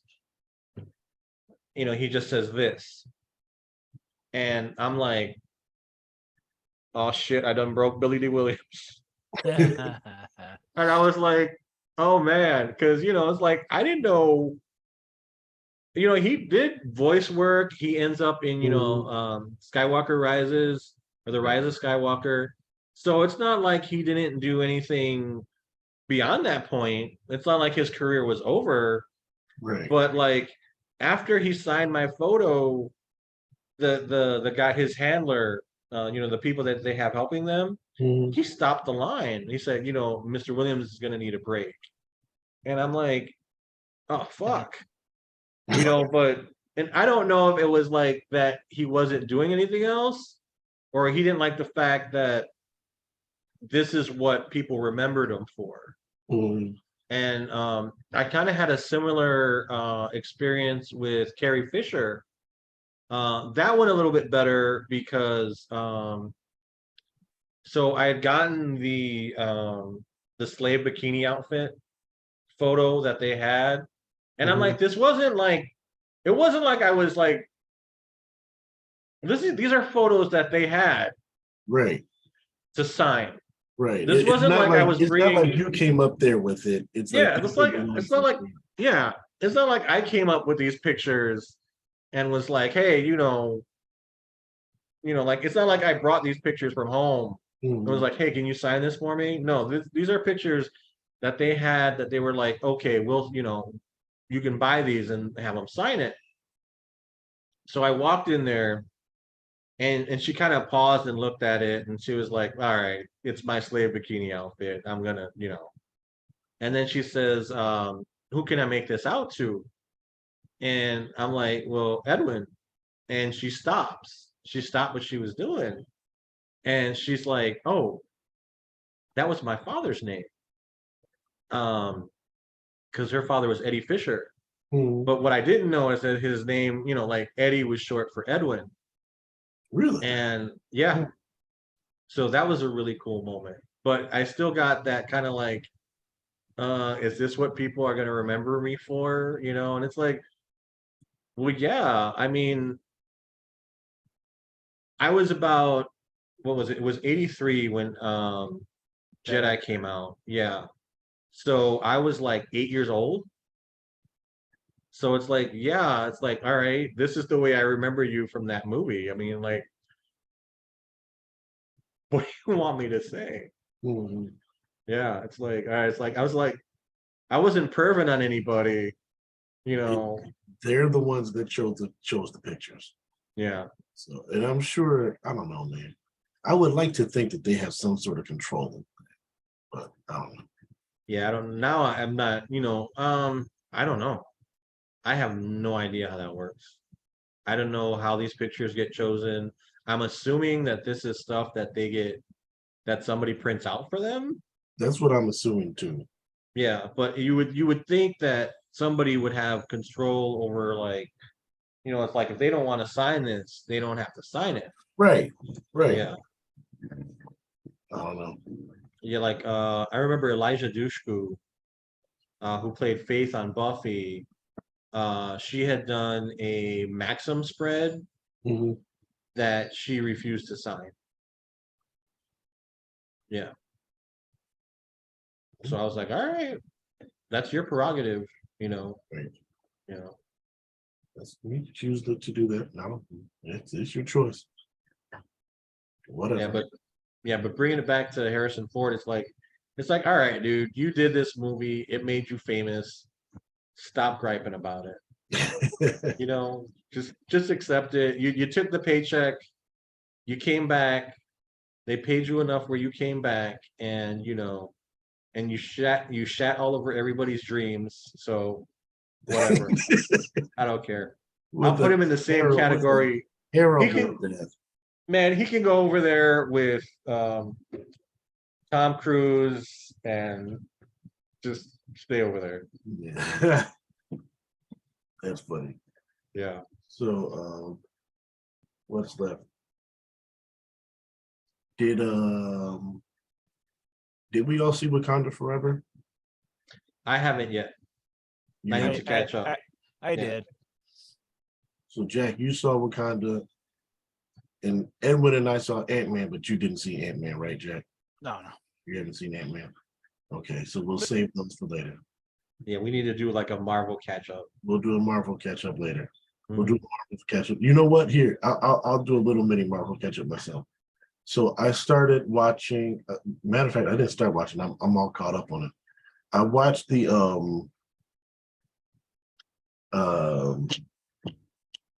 Moon Girl and Devil Dinosaur.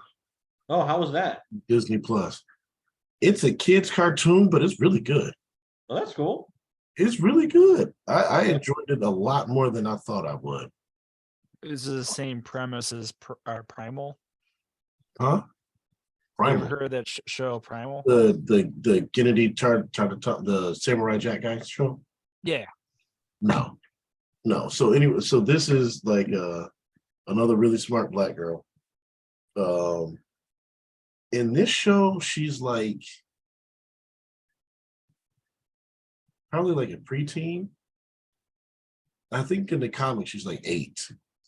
But in this show, I think she's like around 12 or so. Really smart. She ends up like accidentally opening up a portal and a dinosaur comes out. And so she ends up being a superhero that's really smart with this dinosaur that's like a dinosaur that she keeps in her little secret lab in the basement. But I mean, it's a good kids cartoon that adults could enjoy. Okay, cool. I'll check it out. A good kids cartoon that adults could enjoy. I was like, because I have a real problem with like the way that they write kids conversations. Yeah. And this one was written in a place where I'm like, this makes it, kids talk like this. This is how it should be. It had the nice little like,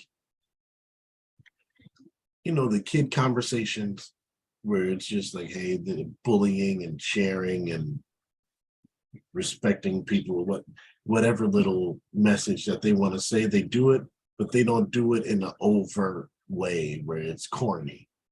It fits within the story, and she's learning as she goes along. I mean, in the villains, they're like good villains for a kid to conquer. Okay. So I like the show a lot. I like the show a lot. It's better than She-Hulk. No comment. It's better than She-Hulk. Like, I really enjoyed this show. Like the series, in all honesty, it's a really fun show. Okay, cool. It's a really fun show. And I'm glad that one of their because I don't know, like, I know they've wanted to do a mix of live action and animation, and I know sometimes their animation isn't always, because Marvel has struggled with their animation for a long time. Absolutely. Yeah, I thought What If was well done. I did too. I really enjoyed What If, even though Jack hates it and won't watch it. I don't hate it or don't watch it. But the stuff beforehand, the stuff before the Marvel Cinematic Universe was pretty bad. Yeah. Every now and then you'd get one like real exception, but most of it was pretty bad. Yeah. So I think we're all in agreement. We all love Into the Spider-Verse. We're looking forward to Spider-Verse 2. I really want it to be good. I really, really want it to be good. I want it to be good too, man. Like Spider-Verse, that's one of my top 5 favorite Marvel. Yeah. So I want it to be good as well. I'm rooting number 1 for me. It might be my number 1 too, but it's definitely in my top 5. But that's it. Did anybody watch Black Adam? No. I did too. You watched it too? Yeah. Okay, so yeah. You guys liked it? I wasn't, you know what? Honestly, I wasn't even tempted. I It's wasn't even It's tempted. watchable. It's watchable at least. And I think the problem is that The Rock tried to do something different just to do it. My Mm, own opinion, a little bit of his liberty on it. If he would have been The Rock himself, I think it would have worked a little bit better. see, I think the exact opposite. Okay. I think if you think The Rock in a superhero movie, this is exactly what it was. This was Rock movie 101. Yeah. A bunch of action, tried to do some funny one-liners. Like Arnold Schwarzenegger in Terminator 2. Just, Like we've seen this before, type of one line. if you can think of the most generic plot line for a hero and add in the most generic plot line for an action movie and wow. put The Rock in the middle of it, Wow. that's what Black Adam was. mixed in Wow. with Uncharted. It was Okay. it was That sounds pretty weird. it was just paint by the numbers, man. Wow. It was just paint by the numbers. Like it was exactly what I thought it would be. Yeah. And that's the thing about The Rock, the weird complex about The Rock, even though he's the highest paid actor of all time. The Rundown's my favorite film of his. People like I've yet to see Southland Tales. I've heard good things, but He's in Rock- Southland. yeah, small little role as a cop, I think. He keeps trying to be, and I mean, I don't blame him for this. He keeps trying to be Will Smith or Arnold Schwarzenegger Combined. From the 80s and 90s. Yeah. Mhm. And I don't know that he succeeds all the time. I mean, those for me, I mean, like, I know for most people, those, I mean, emulating them, I don't think is a bad idea because Mhm. they were two of the biggest box office leaders of their times. Right. And I think The Rock has done really well, but I think the problem is that The Rock has struggled to find his own path. He's tried to emulate their careers, and I don't think he's done bad, but at the same time, I don't think that some of the choices that he's made have been very good. As far as like what I don't know, it's just weird because I watched that Rampage movie. Mhm. That was terrible. Yeah, I don't know why he gets like a fixation for movie ideas and he just can't let them go.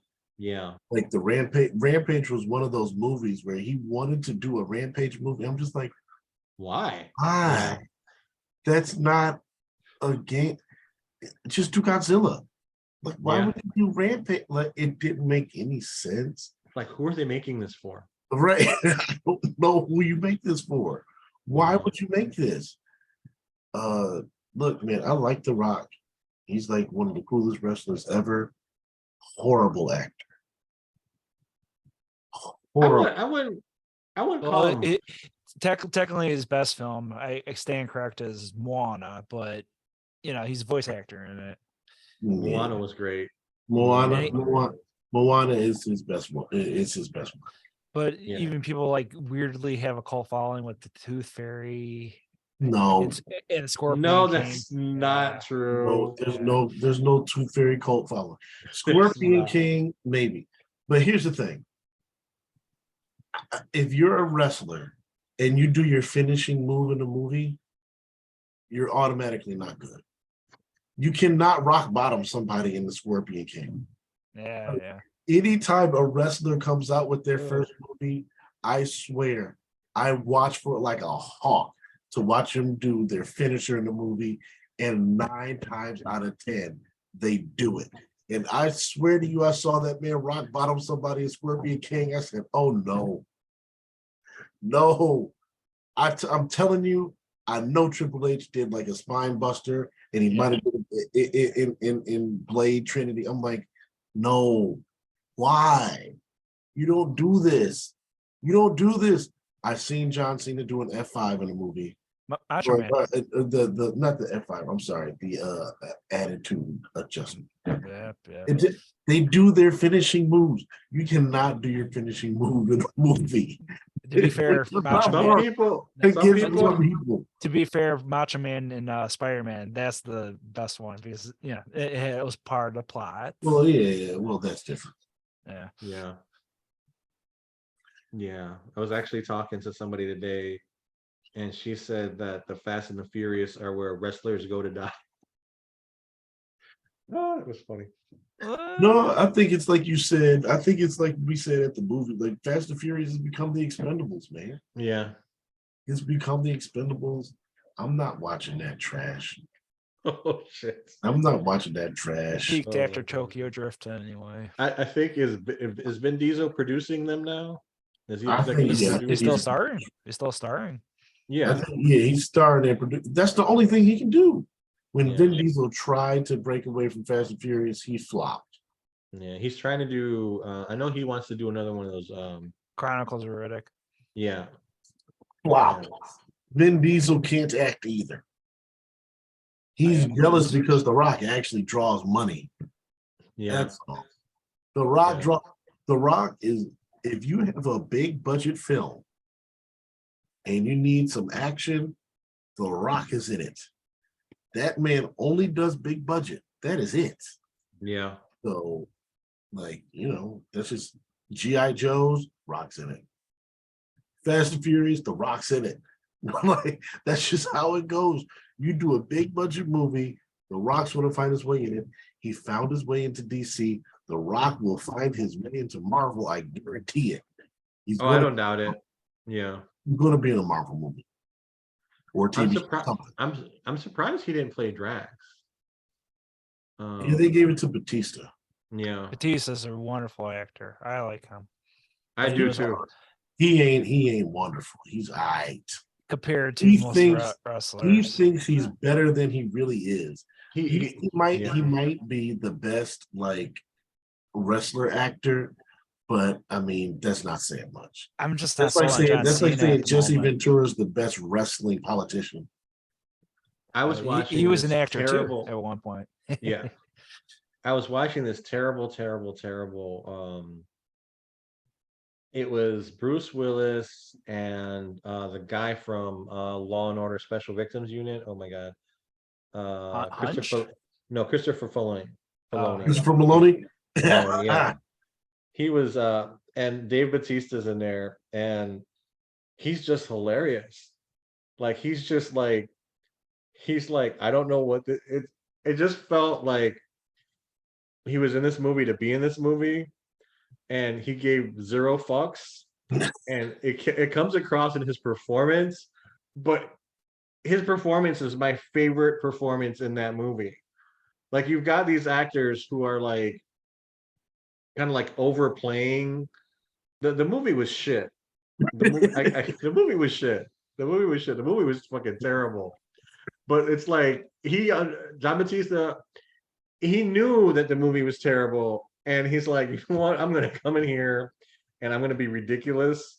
And it was perfect. I'm like, dude, you understood exactly. Nobody else understood what kind of movie they were in.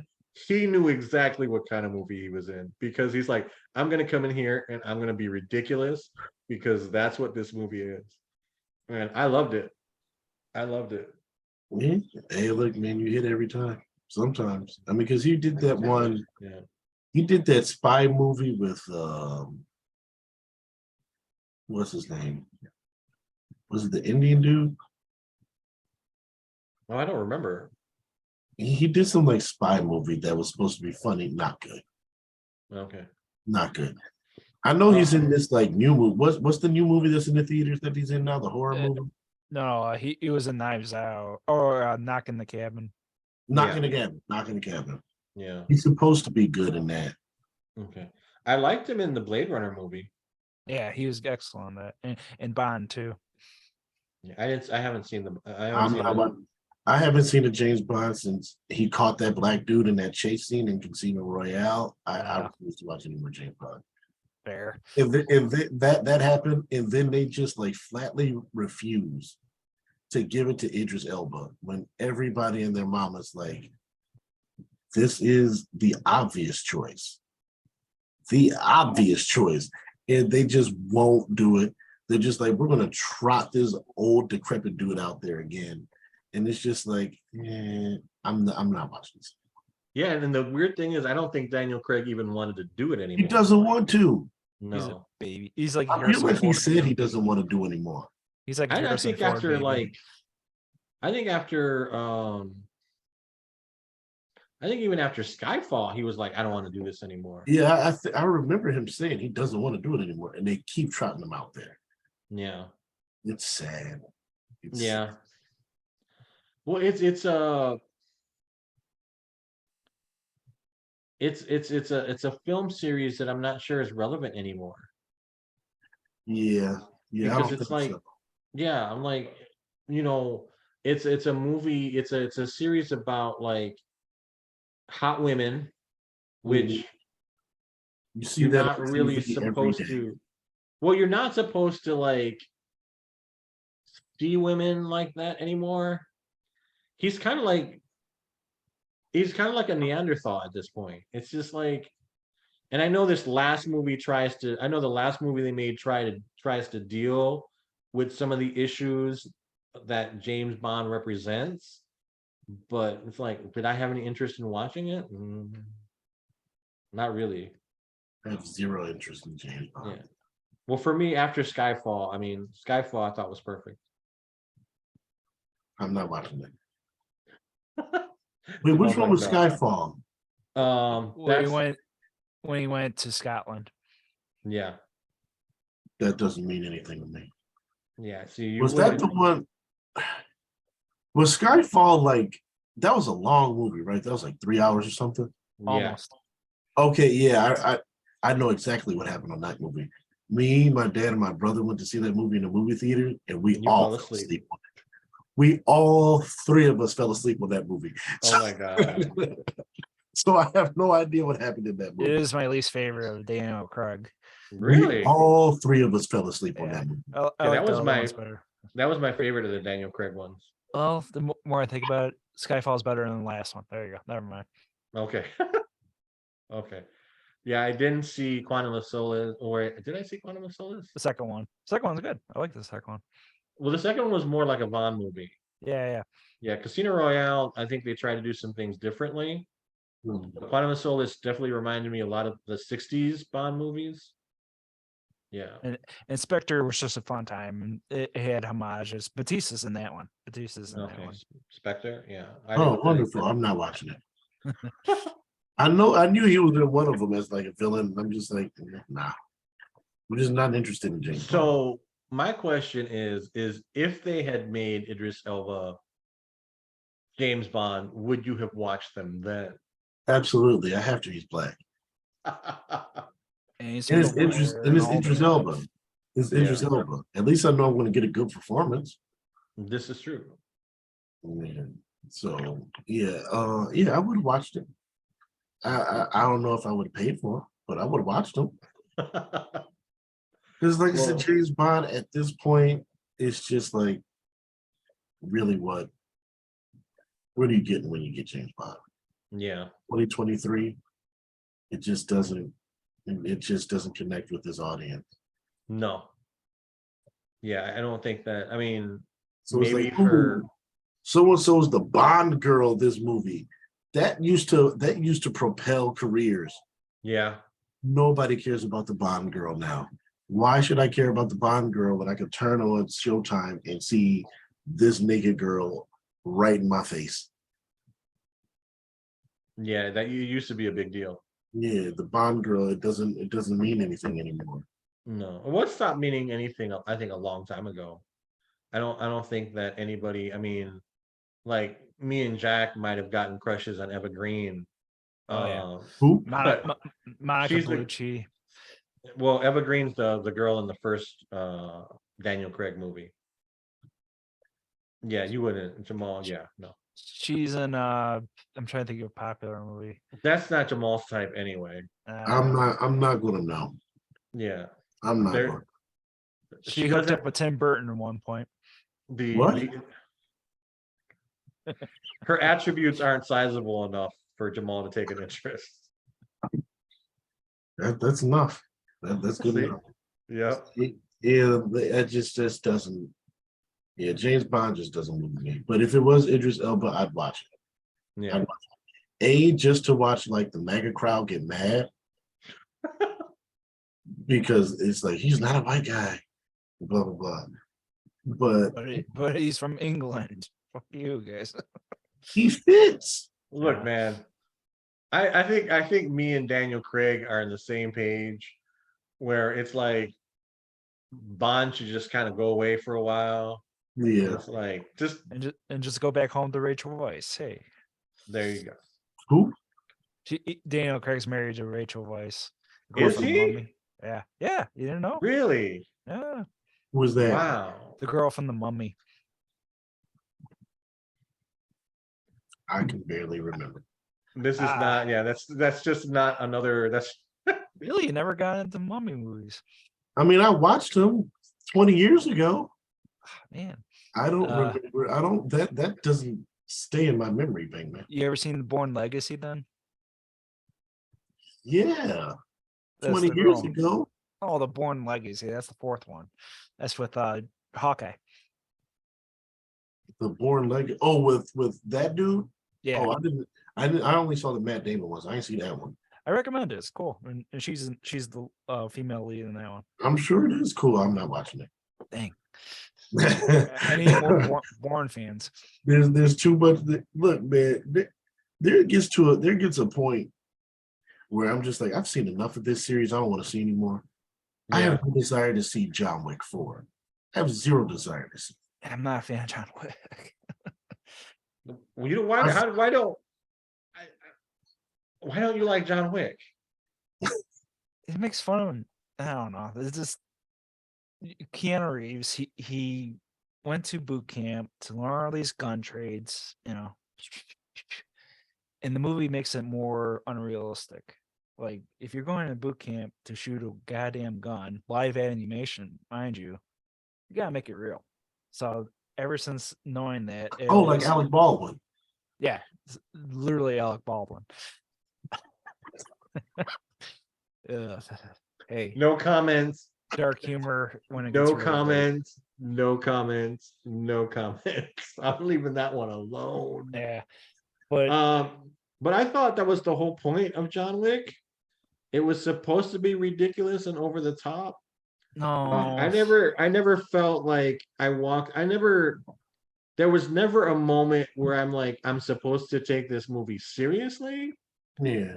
It's never like, I didn't think that it like, okay, so he went to boot camp, but I never felt like this was a movie that I needed to take seriously.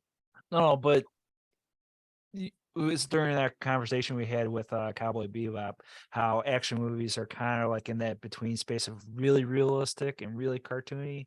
There's no in between. Like I'm a big sucker for Michael Mann violence. How that's done. That's like ultra. Like this is not to be messed around with. It's almost like a horror film. That was the entirety of the 80s, though. I mean, Yeah, and even John Woo. You had that in between. You had that like yeah, Michael Mann is always going for like a certain amount of realism. And then Die Hard is a good example where it's just in the middle. Terminator too. Well, I think those movies were the kind of movies that set the tone for the genre. Like you had to have a certain amount of humor to balance out the. It's like you can't, because in a movie you can't be relentlessly, like the action can't be relentless. You have to give people a moment to breathe and to catch their breath and process what they've just seen. And so humor is used to relieve the stress and like, okay. Yeah, John Uh, McClane, essentially. yeah. But I never felt like, even when I was watching John Wick, there's moments where it stops because he has to reload or whatever. There's a break in the action. But I never felt like I was walking into John Wick and I'm like, oh, I'm going to watch a serious action movie. No, it felt like, how can we top this? How can we A, make a cool scene, and B, how can we top it?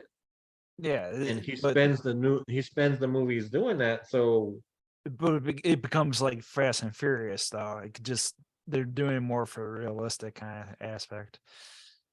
I don't go to John Wick looking for realistic stuff. I think of it like playing like a video game, like a zombie video game, and you just got a horde of zombies and you just got to kill them all. That's just what I think of. To me, this was like John Wick is like a vengeance kung fu movie with guns. That's all it is. This dude, he's mad. He's out for vengeance. He has a gun. He's killing everybody. That's it. It's meant to be ridiculous. Like I don't look for it to realism, but it's something that for me plays out very quickly. yeah, It was like I saw the first one. I'm like, all right, cool. This is awesome. And then the second one, I'm just like, okay. It's like the transporter. You saw the transporter the first time, you're like, all right, this is cool, man. And then you see it again, and you're just like, yeah. And then the third time, it's just like, yeah. And Crank's the original John Wick. I don't care what anyone says. What's the movie? What was the movie? Which one? Crank. Taken. Crank. Taken. The first time you see Taken, Oh, Taken, yeah. like, oh, this is great. And then you're like, somebody else got stolen from you, dude. And then it's just like, what? Yeah. No. Fast and Furious. First, get great. Second time, it's like, all right, cool. And then it's just like, oh, okay, I'm done. What was like you're out saving the world? I'm just like, no, I'm done. Because now you're trying to make sense of something. Yeah. I just want it. That's me with John Wick, though. I can't. I just want the action. I don't care about the story. Skip all the cutscenes. Just get to the action.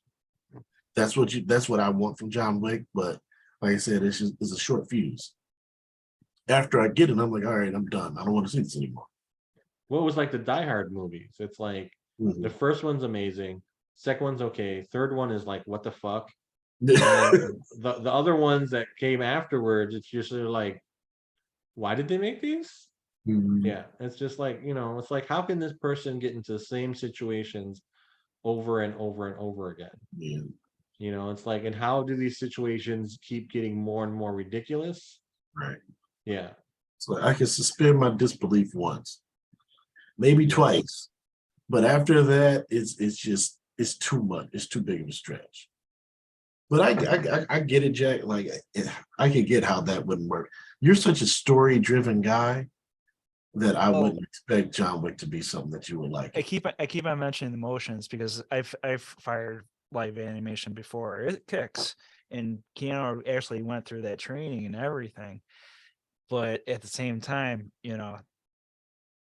how the camera works, how the direction works, it makes it more flashier than you can think. So for me, having that difference, seeing the action unfold, it's just me registering it. And it's just a weird action film for me. It just is. Compared to John McClane, where he's all bloodied up and ready to kill somebody. John Wick is too sleek for me. I don't get it. That's why I really like the film. I think you're trying to make John Wick be something that it's not. Yeah. Yeah, John Wick is not. I mean, it's a very sleek movie. Yeah, but there's also dramatic aspects of it with his dog. He's had end of his rope. The dog dies. No. The dog dies. There's no dramatic aspects to that movie. The dog dies. It's fucking ridiculous, Jack. It's fucking ridiculous. They killed the guy. His wife died, and the last thing she did was send him a dog. I get it. Yeah. They killed the dog. You don't wipe out an entire city of people because of a fucking dog. You don't do it. It's fucking ridiculous. You killed the devil's dog, and now the devil's coming to kill you. It's like, it's ridiculous. I'm sure that there are a lot of people out there who will be like, oh, they killed his dog. Don't you understand? They killed his dog. Yeah. There's some people that do that. You'd be And I amazed. understand that some people would get really, and I'm not trying to knock the people who would get upset because, you know, it's a dog. I mean, I get it. But in the movie, it's absolutely fucking ridiculous. This man cracks the fucking floor to like embrace his like evilness again. Like he's like, you know, and he wipes out like I don't know how many hundreds of people because of a dog. It's like, come on. This is not something that you can take seriously. It's just not. It's like it. No. You know, on this one, I just can't. I know how to get Jack to like John Wick. How? You give John Wick Studio Trigger. You have them animated. You throw in some little allegory about like fascism or something. Jack would love John Wick. That'd be hard to stop. That happened. That happened. It's called the Chorus Recoil. He doesn't like that either. But that's not Studio Trigger. See? Well, see, that's not Trigger. He's got a point there. It's not Trigger. Well, Trigger made Edge Runners, and he doesn't like that either. So it's too popular. Yeah. Well, the story. You know what? Like when the Cyberpunk like rollout first started, and I'm looking at like the banners and everything, I'm like, oh, this looks like it could be a cool movie. Had no idea it was going to be a game. And then they made it into a show, an anime. I'm just like, I don't think I'm going to watch that. Not watching. Well, they messed up the game so bad that they messed up the rollout of the game so bad that they deserve to get shit on the way they did, because they really that was bad. They knew it was bad. You know, it was bad. They knew it was bad, and it was like, what the fuck, man. And so they deserved any bad publicity. They deserved any criticism that they got, because they put out a product that they knew wasn't ready for older, that shouldn't have been played on older systems. I agree. You know? Yeah. And then I think that and the show, the Studio Trigger show, really helped bring back their fan base, or actually I think increase their fan base. A little more exposure. Yeah. No, it definitely achieved what they were looking for. Yeah. Well, while we're talking about that, this is an anime podcast. So I'm barely there though. I'm getting tired. Okay, yeah, I can tell. This is the last thing. All right. So Trigun Stampede. What are your thoughts on it? I need a fresh kudos for that one. I have a lot to say about that one. Yeah, I've watched like maybe 3 or 4 episodes, and I was kind of blown away by like I had no idea when I watched the original. I had no idea what the story was actually about. And so I like that they told me, they essentially, in this one they said, hey, this is what's going on. And I was kind of blown away by it. I'm like, oh shit, like this is something that has stakes that I'm interested in, that I'd be willing to watch and be like, this is fucked up. And it's like, yeah, I'm like, I'm down for this. Yeah. So we're definitely going to circle back and do like a bigger, like Trigun versus Stampede episode. But I feel the same way you do. Like watching them both, like I like the first like 8 episodes or So with the original track, I had no idea what was going on. Yeah. I'm like, what is this? Yeah. But I noticed that like it was something where if I watched it through the first time and watched it again a second time, then I'd be like, oh, okay, this. Oh, okay, they were showing that. So like having Stampede come out and watching them kind of both concurrently, it's kind of like watching it a second time. And Stampede, like, probably because they still haven't unfolded the full story. And I'm like more than halfway done with it. And Stampede is like you said, they just come out with the story in the beginning, like, this is what's going to happen. Yeah. And then it's like all the build up to it. And I'm just like, the pacing of this is better. The storytelling of this is better. I'm not going to go with the looks because it's two totally different eras, two totally different styles. Yeah. It's a lot easier for me to digest Stampede and get into it and see why people love it than it is for me to watch the original Trigun. Because I'm like, if this wasn't something that Jack like swears by, I probably would have dropped it. Yeah. Same here. Yeah, the original for me was I was expecting Cowboy Bebop, I was too. and it wasn't, and I felt completely lost. I was like, I don't know, like what? Yeah, I never got in. Yeah, I never got as far as I could have because of it.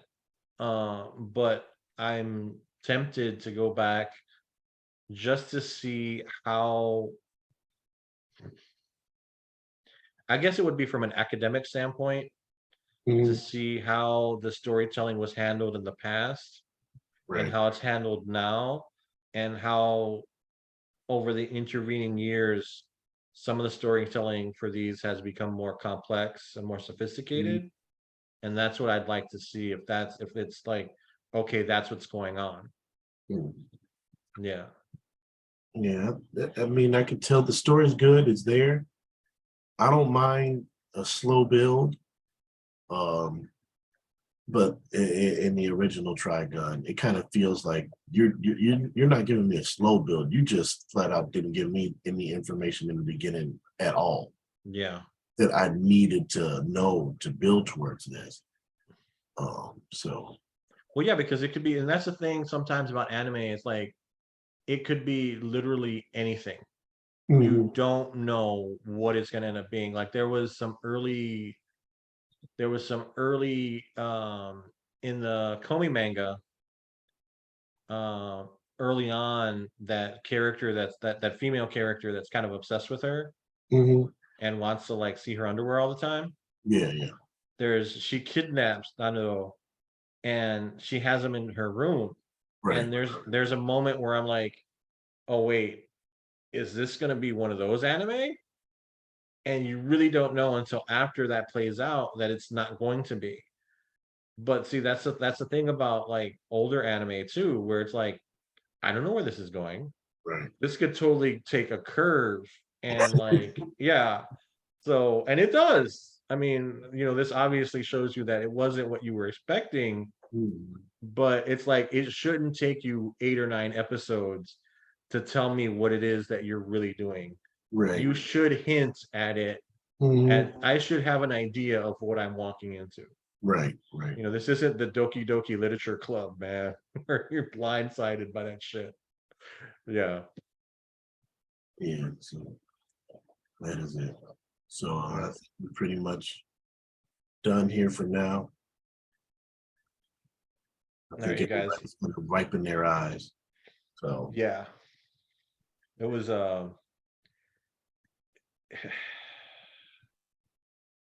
it was a day. It was a day. Man, look at Jack, man. Jack's tired. Yeah, Jack's You okay over there, Jack? I'm all right. It's because of my foot too. I had to take some meds, so now it's kicking in. Yeah. Oh, yeah. Oh, sorry, dude. That's all right. Out to you, Jack. Quick recoveries and all that. Yep, dude. I think I'm okay to drive at least by Saturday. I got my shoes. It's just get numbing pain every now and then. Well, let me know. We can reschedule, man. Oh, I think it'll be okay. You sure? Yeah. Okay, dude. All right. It's up to you, man. Everybody, Jack is going to push through for you. Yeah. Hey, man, for the fans. For the fans. For the fans. For the fans. So, fans, it's been real. But it's time for us to go. It is after 2 o'clock in the morning, which is like not bedtime for me, but bedtime for the rest of you all. So thank you for joining us, Jack, Edwin. I will check in with you guys soon. On to C2E2, I suppose. C2E2, man. Hey. It's gonna be a party. It's gonna be a party. Yeah. Gentlemen, as always, it's been nice knowing you. Yeah. Take care, Jamal. Peace. All right, Jack. Have a good night, you guys. I am out.